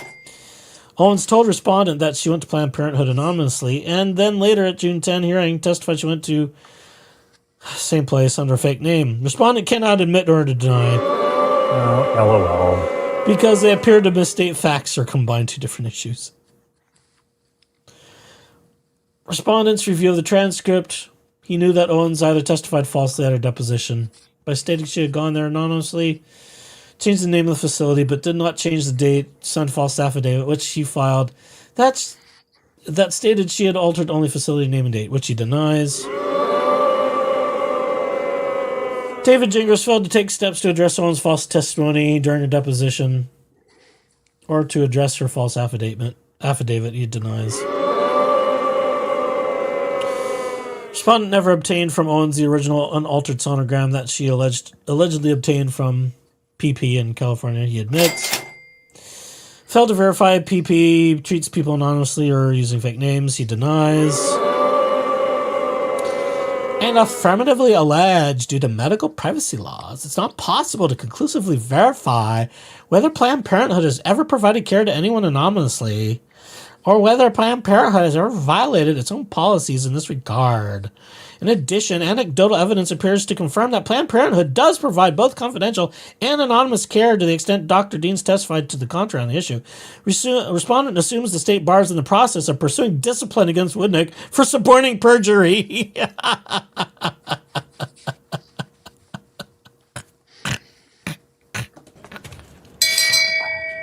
Shame. Okay. And what does he do? He puts in a Google search. Can you go to Planned Parenthood anonymously? That's the wrong question. The question should be, can you be, how is it phrased? Receive care. Yeah. Can you not be known to them and receive care? Which is not true. Because it's a medical practice. They have to know who you are. They have to identify you for lots of reasons. Sure. And of course, if you read the statement, well, it says you can receive confidential where your information is protected by law. Well, you generally need to provide, see, that's in the next sentence. You need to generally provide personal information for registration. Your parents or guardians cannot access your medical records or be notified about services without your consent. Yeah. So Just read the next fucking sentence. So there's that little pesky nuance that he's just, so disastrously terrible. Yeah. Moving ahead. Respondent sent an email message. Blah, blah, blah, blah, blah. Something about Dr. Zeman. He admits that. Corey Keith filed a notice of candor. He admits that. In the notice of candor, Corey Keith told the court that the following status conference that Owens said not lie, that she did lie. Or, okay, whatever this. That statement there, forget it. He admits that.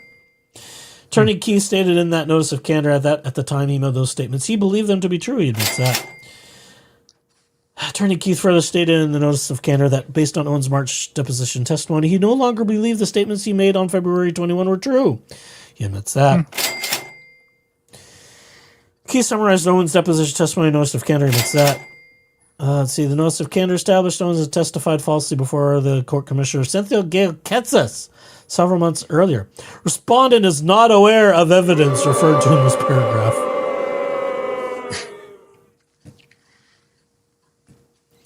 I did nothing wrong. I just represented her on all things. Right? And things I'm not supposed to represent her on. The respondent failed to take steps to address Owens' false statements, blah, blah, blah, to Judge Gil Ketzis. Respondent again reminds the bar that he did not represent Miss Owens. Respondent was not retained. I have no duty to correct the record because I wasn't hired yet. It's not my job. Oh, let's see. The notice of candor, blah, blah, blah. Seen by Dr. Higley last Friday, but did not attend, blah, blah, blah, blah. Yeah, that's whatever that is. Owens admitted to response she incorrectly testified before Judge Gail Ketzis that she had been seen by Dr. Higley, but in reality, it only made a point. He admits that. Oops, wrong button, but that works. That's kind of appropriate. Although respondent was aware of the content of the notice of candor, he failed to diligently investigate the statements to him, which she presented to the court. He denies that. Prior to June 10, respondent reviewed transcripts, blah, blah, blah, blah, blah, blah, blah, blah, disclosures, blah, blah, blah, medical records, blah, blah. He admits that. Based on the information respondent acquired representation, blah, blah, blah, falsely testified, made false statements, altered sonogram, signed affidavit, which was false. He admits that at some point, respondent learned that months before he agreed to represent her, Miss Owens made inaccurate statements at a hearing which he did not attend, which were ultimately not relevant to any issue of paternity action. Okay. Respondent further admits that he learned Miss Owens made admissions in her deposition to the effect she had changed the facility name in her deposition before representing her. He denies ever learning prior to the conclusion of the case that she lied or that she signed an affidavit that contained false information. See, respondent Owens had not been truthful about facts material to the case, but did not withdraw or take sufficient steps to address the false statements. He denies and affirmatively alleges sonograms are not relevant again, etc., etc. They're not relevant. Nothing's relevant because it makes her look bad. It makes me look bad, so it's not relevant. Yep. And then he blathers on for a while about genetic testing, blathering on. And everything is not relevant because it makes him look bad. And he'd be supporting perjury if it were relevant, I guess. I don't know. Let's see. Owens testified that she obtained a sonogram from Parenthood in California. Admits that. On direct exam, she went to PP under a fake name, which was contrary to her deposition. Let's see. That stuff is a matter of record, and he cannot admit or deny without reviewing the transcripts. Respondent asked Owens if she changed the name. Owens responded yes. He admits. Owens testified PP was obtained end of June. He admits. Owens admitted during cross-exam that she had stated her ultrasound had been performed in Mission Viejo on July 7. He admits. Owens testified during cross-exam that she had been staying in Mission Viejo in June, etc. Admits. Owens testified at cross-exam she had changed the day of the sonogram. Okay, we're talking about dates. Testimony conflicted with her deposition testimony, which she stated she had not changed the date, blah, blah, blah. During direct exam was conducted. The deposition and trial testimony is a matter of record, blah, blah, blah, blah, blah. Respondent cannot admit or deny without reviewing transcripts. During cross-exam, Echard's counsel reminded Owens that during direct exam, she testified she went to PP under a fake name. He admits. During cross-exam, counsel informed Owens at office noting she had scheduled an appointment for July, but the appointment was canceled, and the ultrasound image she claimed to get from Mission Viejo was not consistent with PP, and there he admits. During cross-exam, Owens testified for the first time that her appointment was actually a PP in L.A., which he admits. When cross-examined, she went to PP in L.A. Owens stated exactly when I went, July 2. That testimony conflicted with the deposition, and let's see, date on the PP sonogram and her testimony during direct exam was conducted at the end of June. He admits. There's testimony presented. Hearing at PP requires patients to provide ID and does not allow internet to obtain services anonymously. He admits that Dr. Dean's office testimony, but denies that Dr. Dean's established she had personal knowledge on this issue. Although she was the functioning director, medical director of the organization, and knew of their policies and practices. What an idiot. See, respondent did not take any steps to correct the testimony, etc., etc., etc. Response, as explained to bar counsel repeatedly, respondent understood that Miss Owens changed her testimony. That change was made to correct previous errors in her deposition. Based on Miss Owens taking steps in her own, respondent had no reason to believe any further steps required. Right. Had no problem of like doubling down on the statements earlier, but now that we have to correct the record, now there's no more. Okay, but now for real now it's fine. No, for real, it's now accurate. Based on all these things, respondent violated a bunch of rules, which he denies. Respondent filed a notice of appeal, he admits. Amended notice of appeal on her behalf, which he admits. The opening brief included non-meritorious arguments, which are contained there. Blah, blah, blah, blah, blah, and structural error. He admits that he filed a brief, and he denies that arguments raised in the appeal were frivolous. Division 2 issued a memorandum decision, he admits. Let's see. We note, the Court of Appeals memorandum decision stated in part, we note that a significant portion of the argument relies on her incorrect assertion that trial court ordered sanctions under Rule 26, I think so was the rest of that. He admits that they have decisions. By engaging in the conduct above, he violated a bunch of rules, which he denies, of course. And there's a bunch of stuff. He claims that they lack a bunch of subject matter jurisdiction, blah, blah, blah, blah, blah. I think we can... Wow. Respondent bears the burden of proof. It goes on forever. And he claims that that definitely smells of like sovereign citizen level arguments of like, you don't have authority over me, blah, blah, blah, blah. Yep. Mm-hmm. The Supreme Court do not have plenary jurisdiction over those who are not engaged in the practice of law. So what he's trying to argue is that when he's making statements that are unflattering or worse, that he's acting as a private citizen, they have no jurisdiction. And he goes on and he goes on and he goes on, even anti-slap and so on and so forth. And it's signed.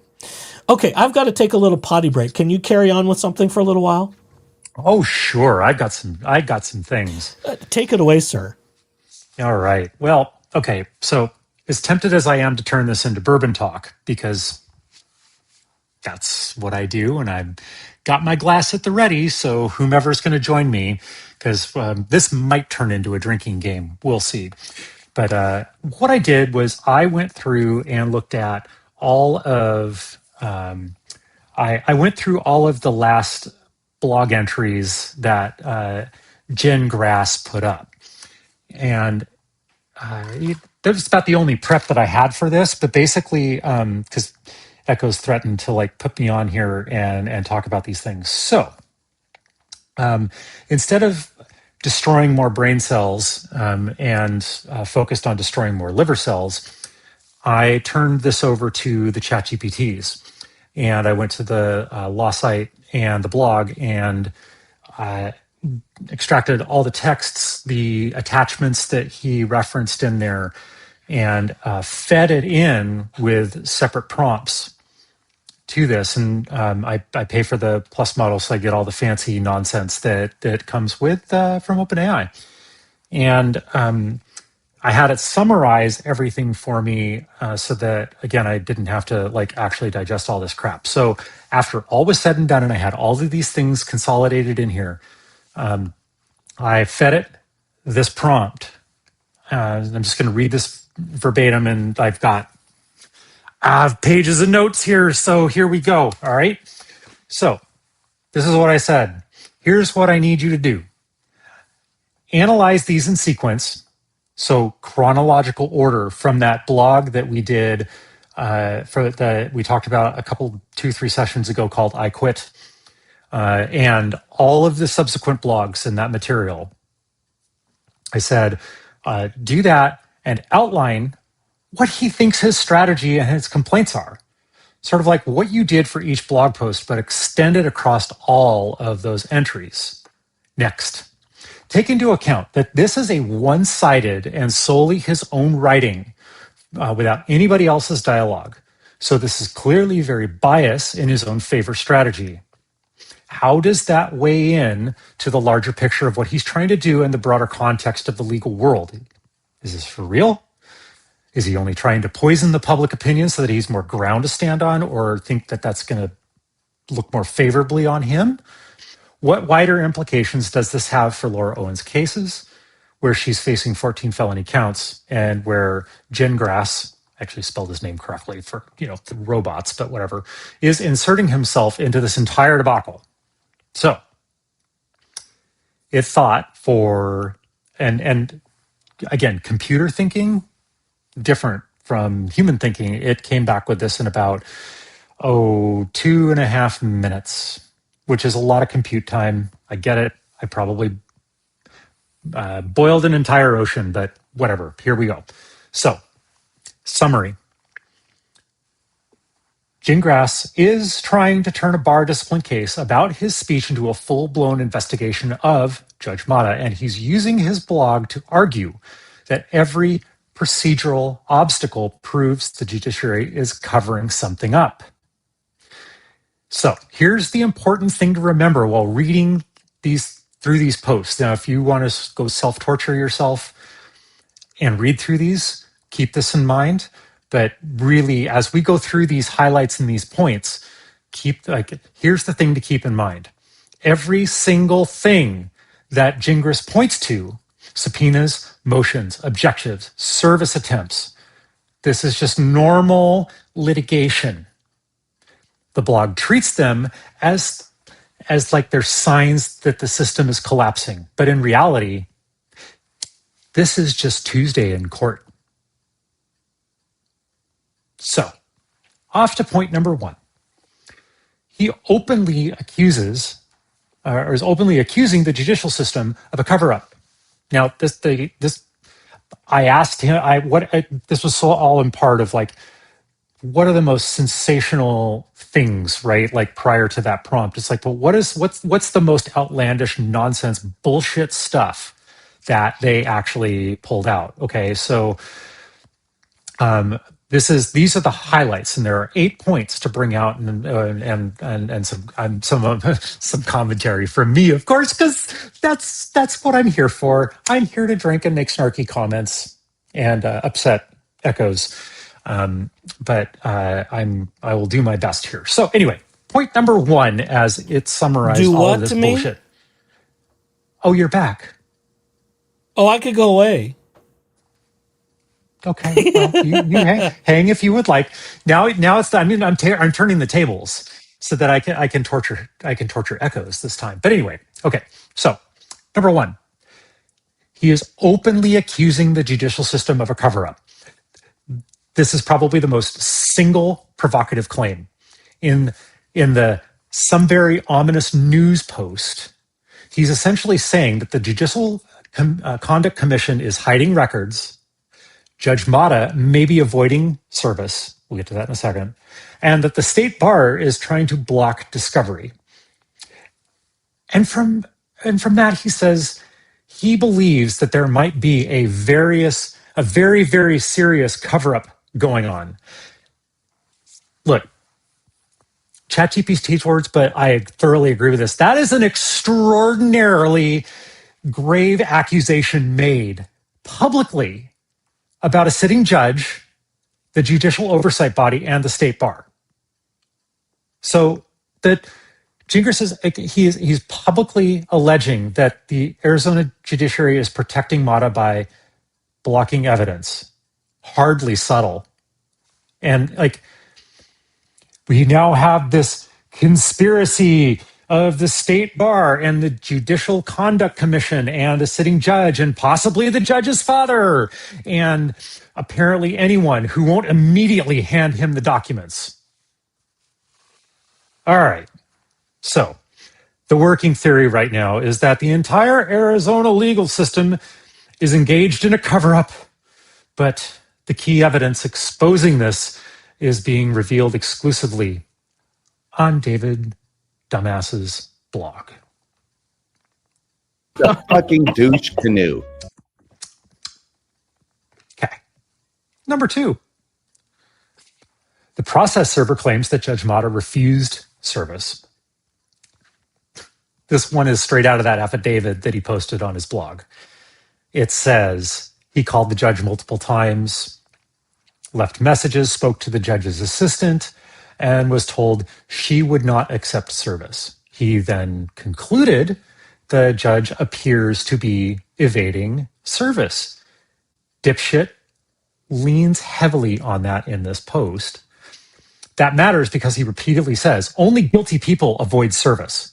Whether that's fair or not, it's the rhetorical punch that he is using. So one of the spiciest things in this post is the claim that Judge Mata is evading service, which sounds extraordinarily dramatic until you remember judges aren't just sitting in their chambers waiting for servers. They have staff. They have protocols. And they usually get served through government counsel. But in a Gingras world, if someone doesn't personally take the papers to a guy from a guy in a windbreaker in a courthouse hallway, that clearly means they're guilty. David's brain is smoother than a porn star's butthole. Thank you for that. Point 3. Gingras says Mata or her father could face contempt, even jail. This is where the rhetoric really goes fully nuclear. He says that if Mata is served and she refuses to comply with the subpoena, the disciplinary judge could issue an order to show cause regarding contempt. And he mentions that contempt can include fines and jail. That's the dramatic hook he's looking toward. He basically frames this situation as Judge Mata could end up in contempt proceedings in Dipshit's bar case. That headline, it's a stridently headline moment. So in this blog, he's raising the possibility of contempt, which could theoretically include jail. So now to be clear, the number of sitting judges who have gone to jail because of a blogger's subpoena is approximately 0.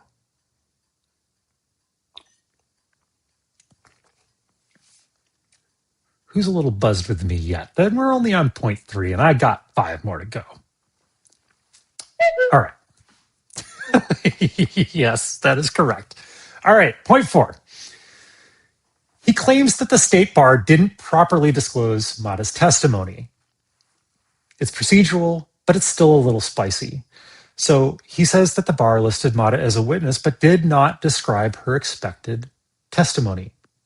He argues the rules require that. His implication is the bar wants to use Mata, but doesn't want to reveal what she'll say. Again, he frames this as suspicious. It just feels like a little more tinfoil placed on the pre-existing hat with this conspiracy that was already previously in flight. God damn, I'm getting low. I don't know if I'm going to make it. 0.5. All right. He says the bar's lawyer told the judge, I win. All right. So this is the hook of that Jim Lee drops the hammer post, which I found terribly amusing, including reading a bit of it and then also going through the GPT summary of it, because it just like the absurdity just sort of made me like completely guffaw as I was going through this. I'm like, I don't know how to take this shit seriously. But again, it's dipshit the douche canoe. Who could take any of this shit seriously? Anyway, back on track. So he claims the bar filed a motion essentially arguing that Gingras admitted making the statements and therefore discipline is automatic. So he then mocks this whole thing as Jim Lee says to the judge, I win. Whether that's an accurate characterization or not is a whole nother question. So to translate that from lawyer blog into normal human language, let's get ready for this. The bar filed a motion. All right. Number 6. We're almost there, folks. He is threatening the bar with an anti-slap damages. And GPT thought this one was kind of interesting legally. He says that if the bar drops the case, now he will not agree to dismissal and pursue damages under Arizona's anti-slap law. He suggests he could demand a very large payment. So if Gingras is basically warning the bar, if you try to quietly dismiss my case, I'm coming for damages. This is the legal equivalent of saying, don't run away from the fight I'm currently losing. You have a very important question there. I do. Omar wants to know what you're drinking. Hi, Omar. How are you? So that whiskey is Woodinville Whiskey. It's a local distillery here in this lovely state of Washington that has all Washington grain. It's Washington aged. They use oak barrels from here. It's one of my favorite easygoing bourbons, and I may have put a little splash of Chambord in there, which is that raspberry liqueur, for just a little bit of a velvety sort of overtone of it. I just want to go on the record that despite what Omar says about bros being at 0.13, I'm as sober as a priest on Sunday. So I just want that on the record. The record is duly noted. Carry on. Omar, there's an open invitation. If you ever find yourself in Washington and in the general Pacific Northwest area, I will gladly and happily take you for a tasting for some of this delicious and delightful local whiskey and bourbon here. And we will maintain our 0.13 status. And I'll force Echoes to be our designated driver because Oh, we God. don't want to follow in the path of dipshit the douche canoe. What are you getting me into here? Don't worry about it. Just say yes, and we're going to be fine. Well, God, if I have to be a chaperone to both he's of you, in. Jesus. He's in. So we're good. Of course, I wouldn't expect Omar to turn you down, especially if there's good whiskey involved. I've got good Not whiskey. that I know Omar very well. Look, I have an entire shelf in my pantry / alcohol closet that's just all brown liquors. Of all of the preferred, well sampled bourbons, whiskeys, and scotches that can be found. So again, I'll threaten everyone with a good time, but Omar definitely let's kvetch and share some notes. So. Amy might be in on your plans too. She says, "I'm a brand ambassador and giving out Woodinville. I actually have the leftovers here, but don't drink bourbon. I was going to make a New Orleans bread pudding with whiskey sauce." Excellent. I guess it's a thing. What do I know? This is why you keep friends around like me, so that I can relate to your audience. They have higher tastes than me, but I doubt many of them live in a cubbyhole. They do not. They don't. The cubbyhole is a unique and acquired taste. Don't say acquired taste. Come on. I just did. You accuse me of being low class, and here you go. You're just going further. Oh, I have to take my moments when I can, because otherwise, where would this be? Two snarky gay bitches from the balcony. Where would this be? Oh, fine. Carry on. Don't Look, let me interrupt your GPT. I have 2 more points. Go away, and we'll bring you back after I'm done. So, if you insist.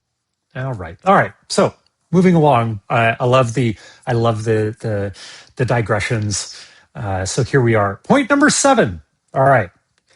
He predicts the case will collapse just like his 2022 discipline case. All right. So he repeatedly references a previous disciplinary case that the bar filed and then later dismissed. His narrative that he's framing here says, this is the same playbook again. So he predicts that once the pressure hits against the bar will dismiss it again. So every post in this, and really is stretching out beyond that to kind of like the whole theme here, is that this is the end game.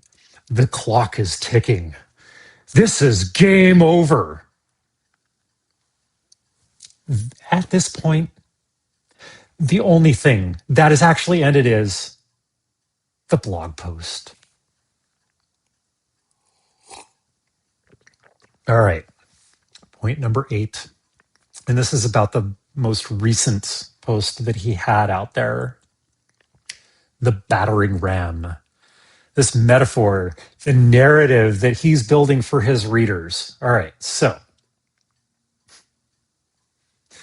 across all of these posts, he's telling a very specific story. And this is where something like ChatGPT actually really excels. And this is one of the reasons why I really appreciate its ability to go in and look at this entire story arc and summarize it, where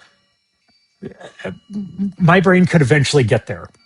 But it did this within about the space of 5 minutes and some carefully crafted prompts, rather than me sitting there getting alcohol poisoning for 3 nights trying to stitch this together. It was able to help me with crafting these things. So anyway, this narrative across all of these things is crafting a specific story. Judge Mata did something improper. Dipshit the douche canoe, whatever, called it out publicly on his blog and maybe on his ex. But fucking we're just focused on the blog. Number 3, the state bar disciplined him for speaking. Okay, all right. The CJC is hiding evidence. Mata is avoiding a subpoena. The bar is trying to win without a trial. And then once the truth comes out, the case collapses. It's a very cinematic arc, which is partially why this works as blog content. But here we are. Yeah, exactly. It's all cinematic, it's all vaudeville show, it's all smoke and mirrors. Just to stage this thing and his desire to sort of prop himself up and make him look like the victim. And again, here we are. Just a bunch of blatherings from some weirdo on the internet that thinks he knows law better than anybody else out there. So, anyhow, that's my Jeep Daddy rant about all the things here. I normally would ask any questions, but I'm happy to put some more prompts into the ChatGPT and see what it comes up with. I really want to put this document, this respondent thing, that was lacking. I did have the original sort of documents that he did link, and I did feed all of those specifically into ChatGPT for it. But I did not actually put in that respondent thing. And I'm going to force Echoes to give me that so that I can further the prompts and everything here to see just exactly what it thinks about that in comparison to the rest of these. So anyway, there it is. Cheers, folks. Drink up. You can for come back fuck's now. sake. You Oh, can come Omar's back now. jealous of your ranting? What is this? What is this? Omar's jealous of the ranting? God, I feel like I'm being mutinied or something. Holy hell. Jesus. Look, this is, okay, to be fair, this is the most lengthy monologuing and ranting that I've done on Echoes' channel. It's a good thing I And- trust you. I have no idea what you said. I'm probably going to get canceled tomorrow. Look, I didn't prep Echoes with any of this shit. So, you know, here we are. Let's just play with fire. But Omar says he's only been here for 5 minutes.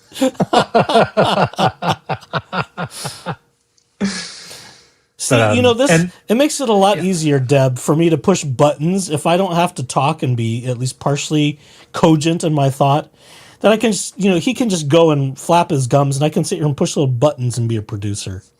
I'm good at that. It's a little harder when you're doing it all yourself. The terrible Omar. irony about this entire thing is that who I am and my channel here, Off-Road Entropy, has absolutely nothing to do with any of this legal nonsense. That's all off-roading.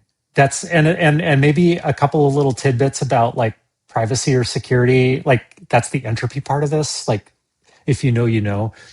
But really, I'm here just to like go and share some video clips of gorgeous landscape out on forest trails and enjoy what this lovely and gorgeous state has to offer. So don't let him fool you, everybody. He's here for comic relief. But he does have a brain, so that's useful. Yeah, as long as what's left? What's left of it after all of my own bullshit and all of the other stuff. Never mind. This is terribly, terribly, terribly entertaining for me as Echoes has drugged me kicking and screaming like a vehicle in the ditch being yanked out by a winch. I have come along as a sidekick here, and using ChatGPTs and burning down rainforests and boiling oceans to put prompts in to this particular topic. You're welcome. Trish Jackson's mom says that you and Omar would have loved talking to Jeff of Legal Vices. May he rest in peace, about bourbon and whiskey. Jeff was quite the connoisseur. I was actually listening to one of his old streams with Megan from a year ago and had a good time giggling and was getting funny looks from across the workplace. It was about Laura Owens, of course. It was just something that popped up and I listened to it for 3 hours or whatever it was. But yeah, he was from Utah. I don't know if he had Mormon affiliations or not, but did work in Korea for several years, I think. Anyhow, let's see. So there we I don't are. know. The last item up for bid. There's this thing. Oh, dear God. Since you were talking about Dingus and Mata and blogs, he did this too. He did this I too. think this was part of my AI's analysis, I do believe. This No, looks see, I'm very here to be familiar. thorough. I'm here to be thorough. Before the presiding disciplinary judge, this is David Gingras' motion to compel / response to the motion to quash. And this is David trying to subpoena everybody, essentially. Pursuant to Supreme Court rules, blah, blah, blah, Respondent David S. Gingras, respectfully moves the PDJ. Oh, this is going to drive me crazy. For an order compelling a non-party witness, the Commission on Judicial Conduct, to comply with the subpoena. Deuces take 'em. Attached here to is Exhibit A. This motion may also be deemed a response to the CJC's motion to quash, which also seeks a protective order. As explained below, the challenge subpoena seeks information which is plainly relevant and is either admissible or reasonably calculated to lead to the discovery of admissible evidence. He wants them to do his dirty work of proving his case for him. This information is therefore properly within the scope of discovery under Rule 26B. Rule 26. The information is not privileged, nor is it protected by any valid legal or statutory authority that would allow the CJC to withhold it. Accordingly, the PDJ should grant the instant motion and order the CJC to immediately and fully comply with the subpoena. The PDJ should further deny the CJC's request for a protective order, as no good cause for such an order has been shown. Introduction. This case is exceptionally complicated. Sure it is. But in the interest of expediency, yeah, sure. This motion will not delve into this entire story, nor will this motion address any matters other than those essential to the pending motions, but this goes on for 25 pages. Oh my God. In short, among other things, the state bar has charged respondent with making false, inappropriate statements about Judge Mata. I'll paraphrase slightly. The substance of those statements is set forth in 100 to 108 of the amended complaint filed in the matter and certain exhibits to the complaint. The bar alleges respondent made false statements accusing Judge Mata of several acts of misconduct. Those acts include violating Code of Judicial Conduct by engaging in ex parte discussions with her father, a man named Harry Howe. He's just a man. Oh my God. About a pending case she was handling, Owens v. Echard. A separate statement accused Judge Mata of violating the Code of Conduct by conducting independent research of facts in Owens v. Echard, by making a factual finding based solely on a social media post published on the internet after the evidentiary hearing was completed. Although the bar's complaint does not explain this detail, upon learning of evidence which appeared to show Judge Mata's misconduct on July 24, respondent filed a complaint against Judge Mata with the CJC. Copy of the complaint is Exhibit B. The complaint respondent filed against Judge Mata with the CJC contains many of the same statements identified in the complaint filed by the bar in this case, specifically the CJC complaint alleged. Let's see, Judge Mata, There's clear and irrefutable proof showing that Judge Mata conducted an independent investigation into the facts of the Owens v. Echard case. And following a bench trial on June 10, she issued a ruling in which some of her factual findings were not based on any evidence admitted at trial. Rather, there is no question the judge made a factual findings based on comments copied from social media and websites regarding this case. At no time did Judge Mata ever disclose the fact that she conducted an independent investigation of the facts of this case to the parties or to counsel. Psychopath. Second, due to extremely high-profile nature of this case, the trial was attended by at least 100 spectators. No, there wasn't.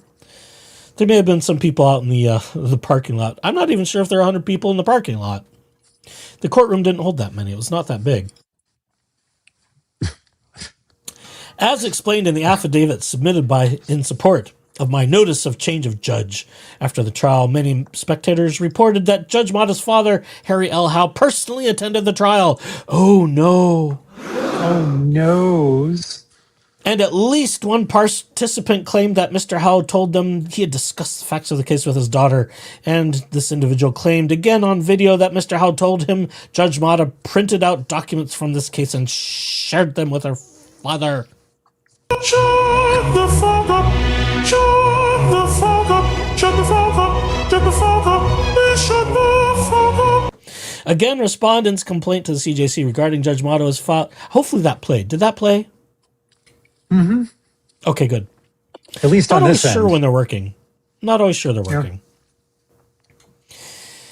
Again, the complaint to the CJC regarding Judge Mata was filed on July 9. Short time later, Judge Mata unlawfully retaliated against respondent in several ways, including by denying a notice of change of judge, which by rule Judge Mata was prohibited from deciding, and 2, by filing a complaint against respondent with a state bar, which respondent alleges to be frivolous. Those acts were also reported by the frivolous. Those acts were also reported to the CJC by respondent. After the complaint was filed, months passed without any further response from the CJC. During this time, respondent regularly checked the CJC's website. Disposition of complaints against judges are reported. After reviewing the website, respondent noted numerous complaints regarding other judges not Mata submitted after his report were closed by the CJC, while the complaint against Judge Mata remained open. This implied the complaint was not summarily dismissed. In fact, the complaint remained open for an extended period of time, over 6 months. Oh, 6 months. Oh, God. Okay. In late February of 25, respondent learned for the first time after seeing a comment on social media, the CJC dismissed his complaint against Judge Mata. After investigating further, respondent learned on January 17, they issued an order which stated as follows: the complainant alleged a Superior Court judge conducted an independent investigation and discussed a case with a family member. The role of the CJC is to impartially determine whether a judicial officer has engaged in conduct that violates Arizona Code of Judicial Conduct or Article 6.1 of the Arizona Constitution. There must be clear and convincing evidence of such a violation in order for the Commission to take disciplinary action against a judicial officer. The Commission reviewed all relevant available information and concluded there was not clear and convincing evidence of ethical misconduct in this matter. The complaint is therefore dismissed pursuant to Commission rules, etc., etc. Respondent later learned the CJC claimed it mailed a copy of the dismissal order to him around the time it was issued on January 25, but it was never received. Okay, I forgot to change voices there, sorry. The order itself contains no proof of service other than a note stating copies of the order were distributed to all appropriate persons, blah, blah, blah. The order does not specifically list respondent as among those appropriate persons who received notice of the order. After learning his complaint against Judge Mata was dismissed in February of 25, respondent contacted the CJC to request a copy of Mata's response to the complaint. That request was authorized by CJC rule, etc., which states the Commission may disclose a complaint to a judge and judge's response to a complainant upon request by the complainant and finding by the Commission that such disclosure is necessary in the interest of justice. On April 2 of 25, the CJC notified respondent it was refusing to provide a copy of Judge Mata's response because it did not believe disclosure was necessary in interest of justice. Notably, the CJC's refusal letter did not say Judge Mata failed to respond to the Commission, implying that she did, in fact, provide substantive response to the complaint. After this discipline action was filed, respondent served CJC with a subpoena attached as Exhibit A. Among other things, the subpoena asked the CJC to produce a copy of Judge Mata's response to the original complaint and any other evidence. The Commission reviewed and reaching its conclusion that there was not clear and convincing evidence of misconduct by Judge Mata in this matter. The subpoena also asked for copies of any other complaints filed against Judge Mata by others. This man is exhausting. He's just like his client, I swear. Maybe there should be some DNA testing between the two of them. Are they related? I mean, for Christ's sake. Are you trying to break my brain? No. It's only Tuesday. Please don't. I need but my goodness. 3 more working days. I know, we're not even at hump day yet. On March 4 of 26, the CJC provided an initial response. In objection to the subpoena, the response includes copies of the documents such as respondents' original complaint and the CJC's order dismissing the complaint. Judge Mata's response was not provided, and the CJC's objections stated the Commission asserts all other requested documents are confidential under Commission Rule 9. Respondent therefore met and conferred with the CJC's counsel, Assistant Attorney General Pamela Pizer. Good Lord. The names are something else around here. During their discussions, Ms. Pizer stated she believed the CJC could not comply with a valid subpoena because its own rules required a court order before any confidential information was released. When asked which rule required a court order, Ms. Pizer cited only CJC Rule 9, which does not contain such a requirement. Respondent further asked Ms. Pizer if she had any legal authority to support a position that a state agency could promulgate rules which exempt its own records from disclosure in response to a lawful subpoena. She responded that she was unaware of any legal authority to support that position, except to repeat her belief that CJC Rule 9 supported her position. This motion followed. Yikes. Oh my God. Discussion. The CJC Discussion. So how does he have the time to write all this shit? I mean, all this filing shit for 25 pages, all the blog shit. Where, is he up all night? He's got to be, it would seem. I must. I don't know. Any of those legal minds that are out there that can help us understand, like, how you can just, like, almost 70 pages, or in this case, like this, what, 25, the quantity of word pages? Vomit. It's just the quantity of word vomit is extraordinary. It's impressive. It's impressive. Disturbing, but impressive. Their objection is groundless. The legal standards here are simple. Supreme Court Rule 47 authorizes the clerk to issue subpoenas in a manner consistent with Civil Procedure Rule 45. In turn, that rule permits a subpoena to command each person to whom it's directed to produce and permit inspection, copying, testing, blah, blah, blah, blah, blah, blah, blah, blah, blah, blah, blah, blah, blah, blah, blah, end quote. Of course, witnesses can object to subpoenas if they have a valid basis to do so. There's rules for that, objections, blah, blah, blah. And allows objections if subpoena seeks records that are not reasonably accessible because of undue burden or expense. Other than these traditionally recognized exceptions, a witness cannot comply or cannot refuse to comply with a lawful subpoena simply because the subpoena seeks information the witness would prefer not to disclose. In this situation, the controlling standard is several blah, blah, blah. There's a paragraph there. We'll skip it. Be sure to enter some yada, yada, yadas in there, too. Yadas are not my thing. They're not my thing. The objection does not argue the subpoena seeks information that is not relevant, an impossible assertion to make. Given that the subpoena seeks information which goes directly to the issues in this case, CJC's objection does not argue the subpoena seeks a burdensome volume of information. Most importantly, the CJC does not argue that subpoena seeks privileged information. That is not surprising given that Arizona law does not establish any legal privilege applicable to the type of information sought by the subpoena. To be sure, the legislature knows exactly how to create privilege, rules, laws in this state. It has done so frequently with all that crap. Moreover, the legislature also knows how to exclude information from discovery subpoena, which it has done frequently with all the following crap. Protecting certain medical information, providing quality assurance information is not subject to blah, blah, blah, blah, blah crap. Here, the CJC does not claim and respondent has not located any statutory or other basis for the CJC to claim privilege as to records in question. On the contrary, CJC's own rules expressly allow disclosure of even confidential information pursuant to a lawful request. Oh my God! I've not previewed this. This is a blind reading, folks. Oh hey, we're doing a live blind reading. We're doing it here. live. We're doing it live. I knew it was sitting there today, but this is a first read through. The subpoena in question. I need this document too, and I also need the previous one that you shared. Okay. Later. Send me links to it sweetheart. Later, sweetheart. Later. Don't sweetheart me, you bitch. Ooh, do I have that one? Gotcha, bitch.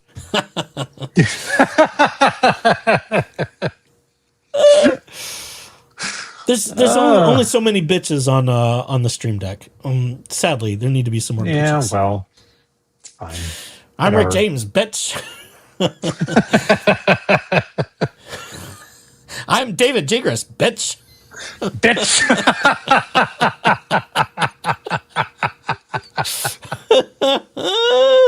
Oh, he only wishes. He only He's wishes in trying. his deepest, darkest fantasies about that. And He's I'm trying just gonna here, sit isn't here he? and go like, try harder.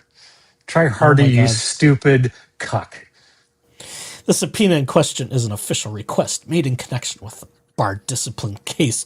Thus, contrary to CJC's position, which argues that Rule 9 prohibits this disclosure of information after court order, the rule actually authorizes the disclosure of exact information respondent has requested. The rule does not require court order, only an official request, which a subpoena surely is. In short, the fact that the CJC deems its own records confidential does not entitle the Commission to withhold these records in response to a lawful subpoena. Confidential, or even secret, is not the same as privileged.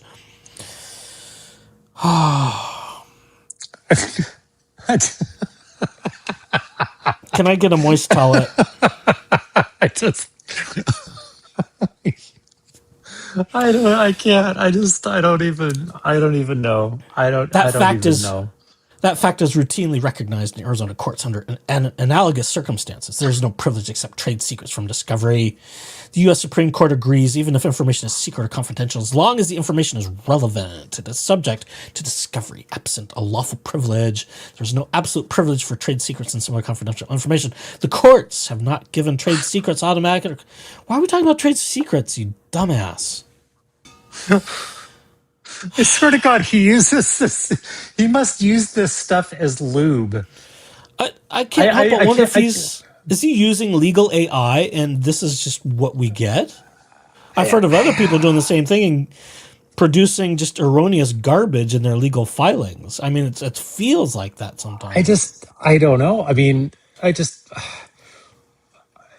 feel like even my amateur ass that has no legal mind at all, other than just like how to potentially prompt ChatGPT to like give me an analysis of all of this dribble. Jen the Couch Fairy says he just wants to go after Mata more. He's pathological. I think I agree with that assessment, Jen. For these reasons, the CJC's position that confidential information can never be subject to discovery is simply wrong as a matter of law, because he doth declare as the prince. Accordingly, its objection, which is based solely on confidentiality, is entirely groundless. Good cause does not exist for a protective order. The second issue is whether the court should issue a protective order limiting disclosure of any records they may have been ordered to produce. On that point, the CJC's motion contains a single sentence of argument. To the extent this court is considering compelling the release of such document, the commission asks the court to conduct an in-camera review to determine if the relevance of the documents demands release in light of the existing CJC rules, and that any release be pursuant to a protective order. This unsupported request for protective order fails to meet good cause, the good cause requirements of the Supreme Court. Indeed, the CJC does not offer any cause for its request, much less good cause. The failure is conclusive. A party asserting good cause for protective order bears the burden for each particular document it seeks to protect of showing that specific prejudice or harm will result if no protective order is granted. That high standard is never satisfied by generic conclusory assertions. I'm going to skip a little more. To obtain a protective order, the CJC bears the burden of showing good cause for that request. Here, they don't have to prove that to him. Jesus Christ, he thinks he's in charge of everything. All they have to do is show the, I suppose it would be the Supreme Court overseeing, I guess. I don't know. It's like you have to prove it to me. You can't just prove it to the court. God. Here, the CJC literally offers nothing to support its request. That standing alone warrants the denial of a protective order. In addition, there is a compelling, if not overriding, reason not to grant a protective order. The state bar has accused respondent in a lengthy complaint of serious misconduct, including making knowingly false statements about Judge Mata. That complaint has already been released to the public, not by respondent, and is being shared widely on social media. So is this bitch. Much to the delight of respondents' critics. If you don't want to be branded a fool, don't act like one. Especially with the bar. Yeah. Don't fucking... Oh, God. Don't do the shit that you're doing. Just trying to frame this conspiracy theory that, like, the entire Arizona judicial system is out to get you. Like, TLDR of all the shit that I just went through. Like, oh my God. Respondent's position is the Continue. statement. I need refills. I can't. Okay, go ahead. I can go for a little can't. bit. Respondent's position is the statements he made regarding Judge Mata were true. Respondent believes the information the CJC is concealing will help prove that fact. They will prove my case for me. It's a conspiracy, which appears to be the sole reason the CJC is so desperately seeking to hide this information. If respondent's position is correct, it means the bar's allegation in this case are both groundless and unlawful. Of course, it is possible the CJC's records will exonerate Judge Mata.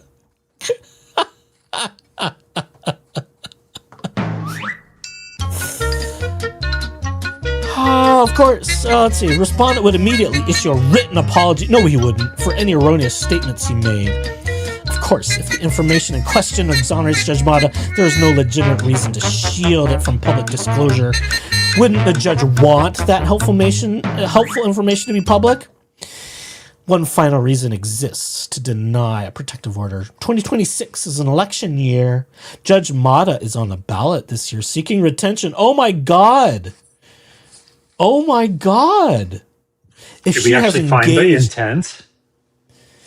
If she has engaged in misconduct, voters have an absolute right to know that before they choose whether to retain her. That fact by itself weighs heavily against the CJC's request for protective order. Holy shit. So now he's going to smear her for election reasons too? Sounds extraordinarily opportunistic to me. Like, what, does he think he's going to take her place? That's not going to happen. That would be rich. I would pay like pay-per-view level money to see that. Yeah. Blah, blah, blah, blah, blah, blah. The right of a lawyer as a citizen to publicly criticize adjudicatory officials is particularly meaningful, whereas in Texas, the adjudicatory officials are selected through the elective system. Okay, whatever. Conclusion. This process should be about seeking truth. Well, then present your truth about all the allegations you made, David, without the bar or the CJC or whomever else doing your goddamn dirty work for you. And I say that as a third party. I'm not directing that to him specifically, but that's my response. It's not their bar to find his facts for him. He made the allegations. He has to produce. There's no ifs, ands, or buts about it.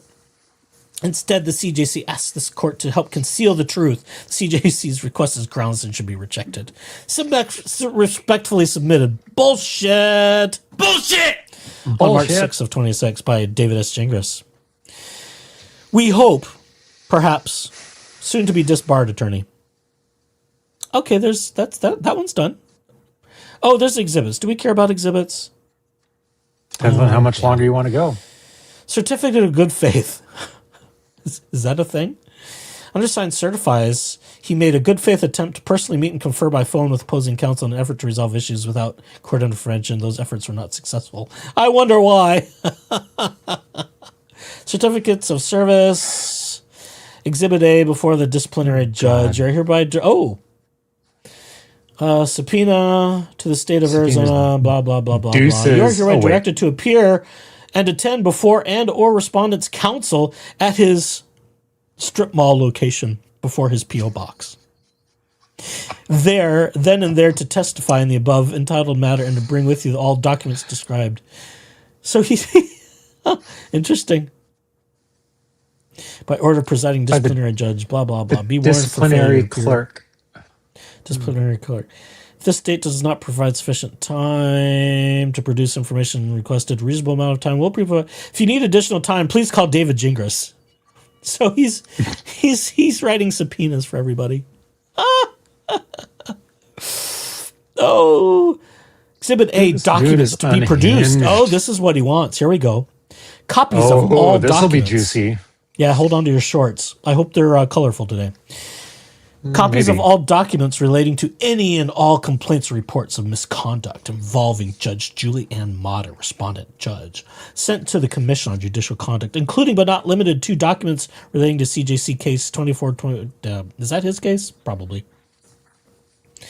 This request shall include all complaints received, documents reflecting how each complaint was resolved, all correspondence to or received from the respondent, judge, and or her counsel or representative, if any, all documents and records obtained by CJC from any source in connection with any complaint against Judge Julie Ann Mata, copies of any recorded statements obtained by CJC from any source in connection with any complaint against Judge Julie Ann Mata, copies of any documents reviewed or considered by CJC in investigating. Hold on a second. Yeah. I don't know. I just, all I hear is, I have Butthurt, I've got some butthurt, wah, I got my, butthurt, wah, I have butthurt, some wah. sand somewhere between my asshole and my taint. I just have so much sand there and it hurts. I think that's called Somebody fix sand in that. the snatch.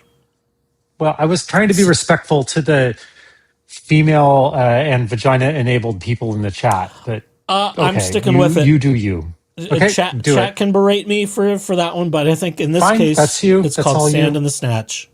Okay, that's you. Copies of any recorded statements obtained in connection with any complaint against Judge Julianne Namata. Copies of any documents reviewed or considered by CJC in investigating any alleged misconduct by Judge Julianne Namata. Copies of all other evidence of any kind which the CJC considered in connection with that case number involving Judge Julianne Mata. Yikes. He's on a fishing expedition, which I don't think they are obligated to entertain. Exhibit B, how to file a complaint against a judge. Oh, so is this the actual thing? Oh, this is his thing he filed. So he wants to know why he didn't win in his complaint to Judge Julie Mata. Seems to be the whining here. Jen says some of the phrasing. some of the I'm previous sorry, Jen, like I don't have that button, Jen. some of the phrasing as I was going through the prompts to get to that summary that I presented earlier sort of indicated that this was kind of the direction that he was going, which was trying to figure out how to call into question, this the judge and her standing in the case. Like there was a lot of that overtone in the dialogue that I didn't share. But yeah, this is very, very much in alignment with the detail between the prompts. Interesting. So this was his judicial complaint he filled out. As you can see, David S. Gingras, Esquire. Judge's name, Julianne Mata, where it was. Other people, including Greg Winnick, Deandra Arena, and Isabel Rainey, who also appeared in the case. Names of phone numbers of any witnesses who I wonder who those people are. Interesting. Is it Laura Owens? Is Laura Owens hiding under the black box, maybe?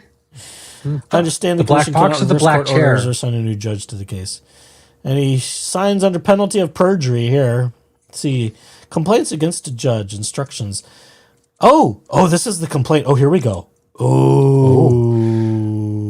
I definitely need this doc. I need to feed this. I need to feed this into the things. Yeah. Here's his written complaint, folks, from David S. Gingras, Esquire. Yikes. I currently represent Laura Owens, who is the petitioner in a case entitled Owens v. Echard, with the number there. This case is extremely high profile due to the respondent Clayton Echard being a former TV celebrity who appeared on the reality TV. Here we go again. Oh my God. Here we go again. Oh my God. We just can't let go of the attachment to the profile. Shut all the way the fuck up, Mountain. Jesus Christ. Ew. As explained in the attached notice of change of judge for cause, I have evidence which proves the trial judge is signed in this matter. Judge Julie Mata violated the rules 29A and C of the Code of Judicial Conduct, among other rules, but I won't mention them. Specifically, there's clear and irrefutable proof showing that Judge Mata conducted an independent investigation into the facts of the case, and following a bench trial on June 10, she issued a ruling filed June 18, in which some of her factual findings were not based on any evidence admitted at trial. Rather, some of this appeared in the bar complaint, didn't it? I think so, yeah. It all rings of a very similar tone. Yes. Rather, there is no question the judge made factual findings based on comments copied from social media websites regarding this case. At no time did Judge Mott ever disclose the fact she had conducted an independent investigation into the facts of this case to the parties or to counsel. Yeah, some of this is repetitive. Due to the high-profile nature, trial was attended by 100 people. Explained affidavit submitted in my notice of prior change of judge. After the trial, many spectators reported on video that Judge Mott's father, Harry Howe, personally attended the trial, and at least one participant claimed that Mr. Howe told him that he had discussed facts of the case with his daughter, and this individual claimed again on video that Mr. Howe told him Judge Mott had printed documents from the case and shared them with her father. That has been cleared up by others, I believe. Upon hearing this information recorded on video in the parking lot after the trial, one spectator urged others not to repeat these comments because, come on, guys, we don't need a mistrial. Dave Neal made that joke, but this is being mischaracterized. Based on this information, I have filed a notice of change of judge for cause, and I will be filing additional motions. That's how it's spelled, F-I-L-I-G-N. Oh my God. Additional motions seeking to vacate Judge Motta's June 18 ruling based on her misconduct. My client, Miss Owens, has been extremely traumatized by these events. I'll bet she has. She probably rode a horse the next day. By Judge Motta's callous disregard for her rights. Miss Owens will agree to provide any additional information regarding this matter. Oh, so she's got to be the one under the box there. That's my opinion. That's who's being redacted here is Laura Owens. Huh? But Echoes, don't go to the horse show to prove that she was somewhere, right? Being in a public place that she happens to be is apparently stalking. No, you cannot. No, don't. I don't want to be it. within 100. I don't want to be within 100 miles of that woman or him. No, I don't want to be near either of them with any breathable, measurable proximity, other than satellite telemetry, which I hope has us decades apart. Years apart. I guess we're not going to the trial. We're not going to the trial in July or whenever it is, huh? Well, I think there's a reasonable chance it might get bumped. My spidey sense is tingling. That's their MO, is just kick the fucking can down the road. The file has been pulled, so stuff has left the court to be reviewed by her not public defender attorney she has now, number 3. Yeah, so he says how many? He said in his response appearing that he will be ready to try the case when it's set, but that doesn't mean that there won't be motions filed to kick it down. We'll see. Yeah. Miss Owens is extremely traumatized. Miss Owens agreed to provide additional information and will cooperate in any investigation the commission deems appropriate. Yikes. Yeah, because she's trustworthy. Uh-huh. Oh, let's see. Disposition of complaint. Judge complainant. Order January 17 of 25. The complainant alleged a Superior Court judge conducted an independent investigation and discussed the case with a family member. The role of the Commission on Judicial Conduct is to impartially determine whether a judicial officer has engaged in conduct that violates Arizona Code blah, blah, blah. There must be clear and convincing evidence of such a violation in order for the Commission to take disciplinary action against a judicial officer. The Commission reviewed all relevant available information and concluded there was not clear and convincing evidence of ethical misconduct in this matter. The complaint is therefore dismissed pursuant to the rules. Commissioner Roger D. Barton did not participate in the consideration on the matter. And that's the end of this document. He is on a warpath. Sounds I think he's on a warpath to disbarment, is my opinion.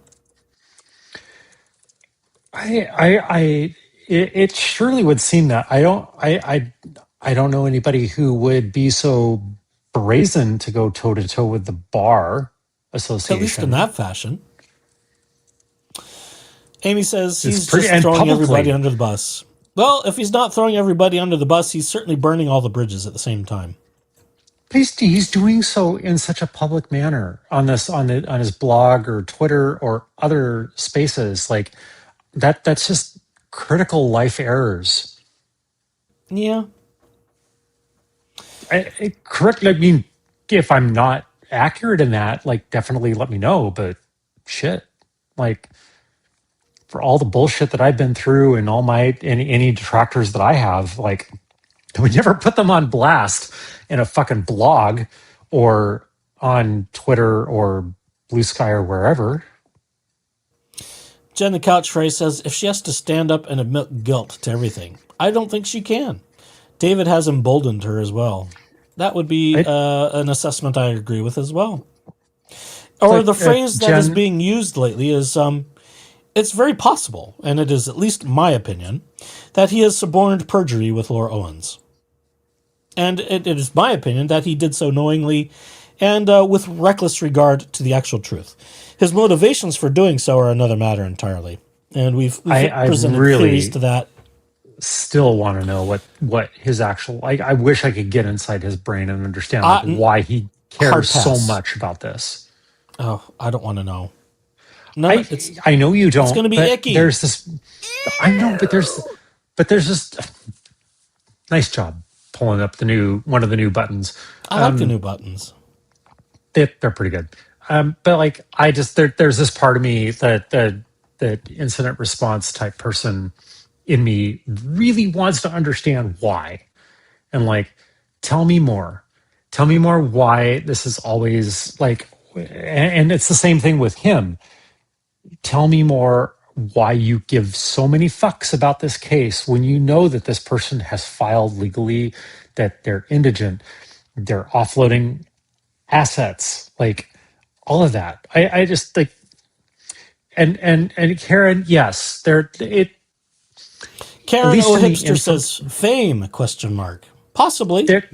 There is an element, at least in the information security world, where people will do their quote unquote hacking or what have you for the sole purpose of gaining fame and notoriety amongst their circles. So it's legitimate.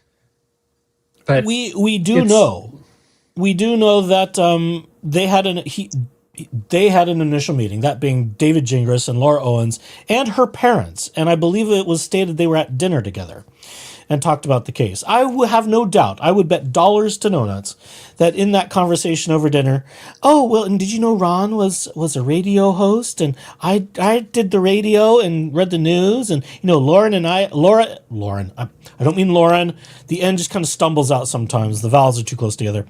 Laura and I have a podcast together. I have no doubt a number of the fame elements of the Owens family came out in that dinner, and David was probably going, ooh, really? Ooh. Yeah. Well, I'll take your daughter's case and I'll keep it. The opportunistic sides of that ambulance chaser type certainly showed its ugly head. And no thanks, MK. Yes, insider threats is very, very valid. But it kind of like all kind of goes back to this notion of notoriety and trying to be the infamous, like, not going through the proper whistleblower type chains, but also through the nefarious, like, oh, I was the one that broke that case, rather than trying to do it, you know, through the normal standard channels. Back in the old days, and I do mean the old days, at the beginning of all this, my original thought was, he must be doing this on contingency. And be expecting a big payout to win. Yeah, but that doesn't appear to be the case. Because everything since the initial paternity matters. His contingency fee is going to be what, like 3 cents? I don't know. Allegedly, everything after the paternity case was pro bono. Although, you know, like with the injunction with Hey Rob, oh, I need fees and costs. I mean, I'm representing Laura for free, but I need fees and costs. Right. Yeah. Well, he's going to need them. He's going to need them for his bar fight. So, and really, fees he should and be costs staying away such from. As please enumerate. He should be staying away from all bars for the foreseeable future. All bars. Oh. PCB unless he's more like pro bono. Oh. Yeah, well. The earlier comments about somebody under whose desk. Did I miss also something? Gross. Yeah, you did. I don't know. I don't want to know about people under desks. Don't TMI. Oh golly, have we covered everything? Don't clutch your pearls at this hour. No, I'm too tired to clutch anything right now other than my pillow. It's pillow time. I was napping today. It wasn't good. It wasn't good at all. Let's see. Half-Ass Fashion says he's probably writing a novel about it where there's an Atticus Finch character. Okay. Well, yeah, I mean, To Kill a Mockingbird was a decent book, but it's not a David Gingras book. Either way, is there anything more from you, sir? Did you get everything? Was that all of your... Golly. I had That's it. I had We're plenty done. of rants. I guess We're done. and I'll just shout out to Amy there. Hand in hand, nicely done. Oh, boy. Yeah. Oh, on that note, okay, I think that's enough. That's enough. Let's not make this 3 hours for absolutely no reason other than because we've got no lives. We got 20 minutes before we get to 3 hours. This is almost record-setting territory for us. Well, then let's set a record and save the rest for later because he's going to write more stuff. You just know he is. He can't help himself. Yeah, I know he can't. And this is going to go on all week at least. That's what makes this delightful and content creating for the rest of us. And every reaction they have, he's going to have like 10 reactions to. It's going to be insane. You know, the moment that you become famous with all this shit and rake in all the millions from YouTube. Oh, please. I'm not some pervy Mr. Beast. I'm not even a Linus Tech Tips. Well, he is having some struggles right now, but good night, IB. Lovely to see you. Thanks for hanging in there so late. But back to this. You're going to owe me quite the backlog of consultation fees. Okay, well, just keep a tab. I often do. I don't doubt it. I am sure there's a spreadsheet somewhere on your computer. Echoes. Echoes owes Jeep Daddy X number of hours. I mean... Yeah. Never mind. No, let's not talk about back rubs either. Oh, you need to be my masseuse. No. I've got a muscle. Which one of the twinks do I cash that in with? 1, 2, or 3? It's not ever going to be 3. I'm telling you. I keep telling you, it's never going to be 3. You kept telling me about twink number 2.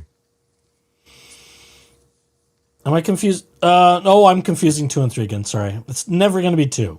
3, I would have thought something would have happened after dinner, but well, that's sort of early territory. Still, whatever. I don't know. I know. Oh. You still have your gift card bet out on the table about twink number 2. Oh, eventually I'm going to run out of cash because you know how those things go. They just start sucking away when you don't use them. So it's just going to evaporate. Oh, no, not anymore. Oh, well, I don't know. That's generally speaking, they've abolished all of that. Yeah. Oh, dating advice is next. Thank you. Ms. Wings. Well, dating advice, I'm not sure I'm the best to give that one there. I have not been terribly successful in that realm. I seem to pick damaged people. And according to Echoes, I tend to pick all of the unavailable ones. So, whatever. This is why Echoes and I are like a match made in pure, unadulterated hell. Yes, for sure. No one will argue that point at all. Yeah. All right, everybody. That's enough fun and shenanigans for a Tuesday night because we don't need to torture ourselves anymore. There will only be more words of torture in the days to come. Oh my Jesus We're Christ. pre-planning a Thursday already. You've heard it here first. Yes. I have not consented to this. Yes, you did. You did backstage. Oh, did I? Oh, did I? Okay. Because you said, if any day, it's going to be Thursday because I'm busy Friday. Yes, I am busy Friday, but I'm going to hire Gingras to fight this on my behalf. Yeah, you can hire him to serve me an order of protection. Yeah, okay. Yeah, fine. Yeah, there you go. Kick me off the stage. Look, friends, lovely to see you all. Have a good night. Thank you for hanging in and putting up with all of our shenanigans. Be sure as you go out, folks, tonight, hit the buttons over. Click the things, click the buttons. Way, down that way. Yeah. Go push There will be things, bourbon on twiddle the Thursday. No knobs, question. yeah. Jen, no question. There will be bourbon on Thursday. Okay. That is a guarantee. Gin like you drink. All right, all. Jen? Until next What time, about which gin? will be any day now. Not tomorrow because I'm busy tomorrow myself. No, tomorrow's nonsense. Yeah. We'll see you when the next repository of insanity hits the floor, which will probably be tomorrow. And probably Thursday. And probably Friday. Probably that's just how it is. And probably in perpetuity until the bar does whatever the bar is going to do. And with Hopefully any they luck, make the right we'll choice. put an end to this train wreck before the derailed train cars do damage to the innocent public. Oh my God. Yeah. So there's that. All right, folks. There it is. Until next time, bye.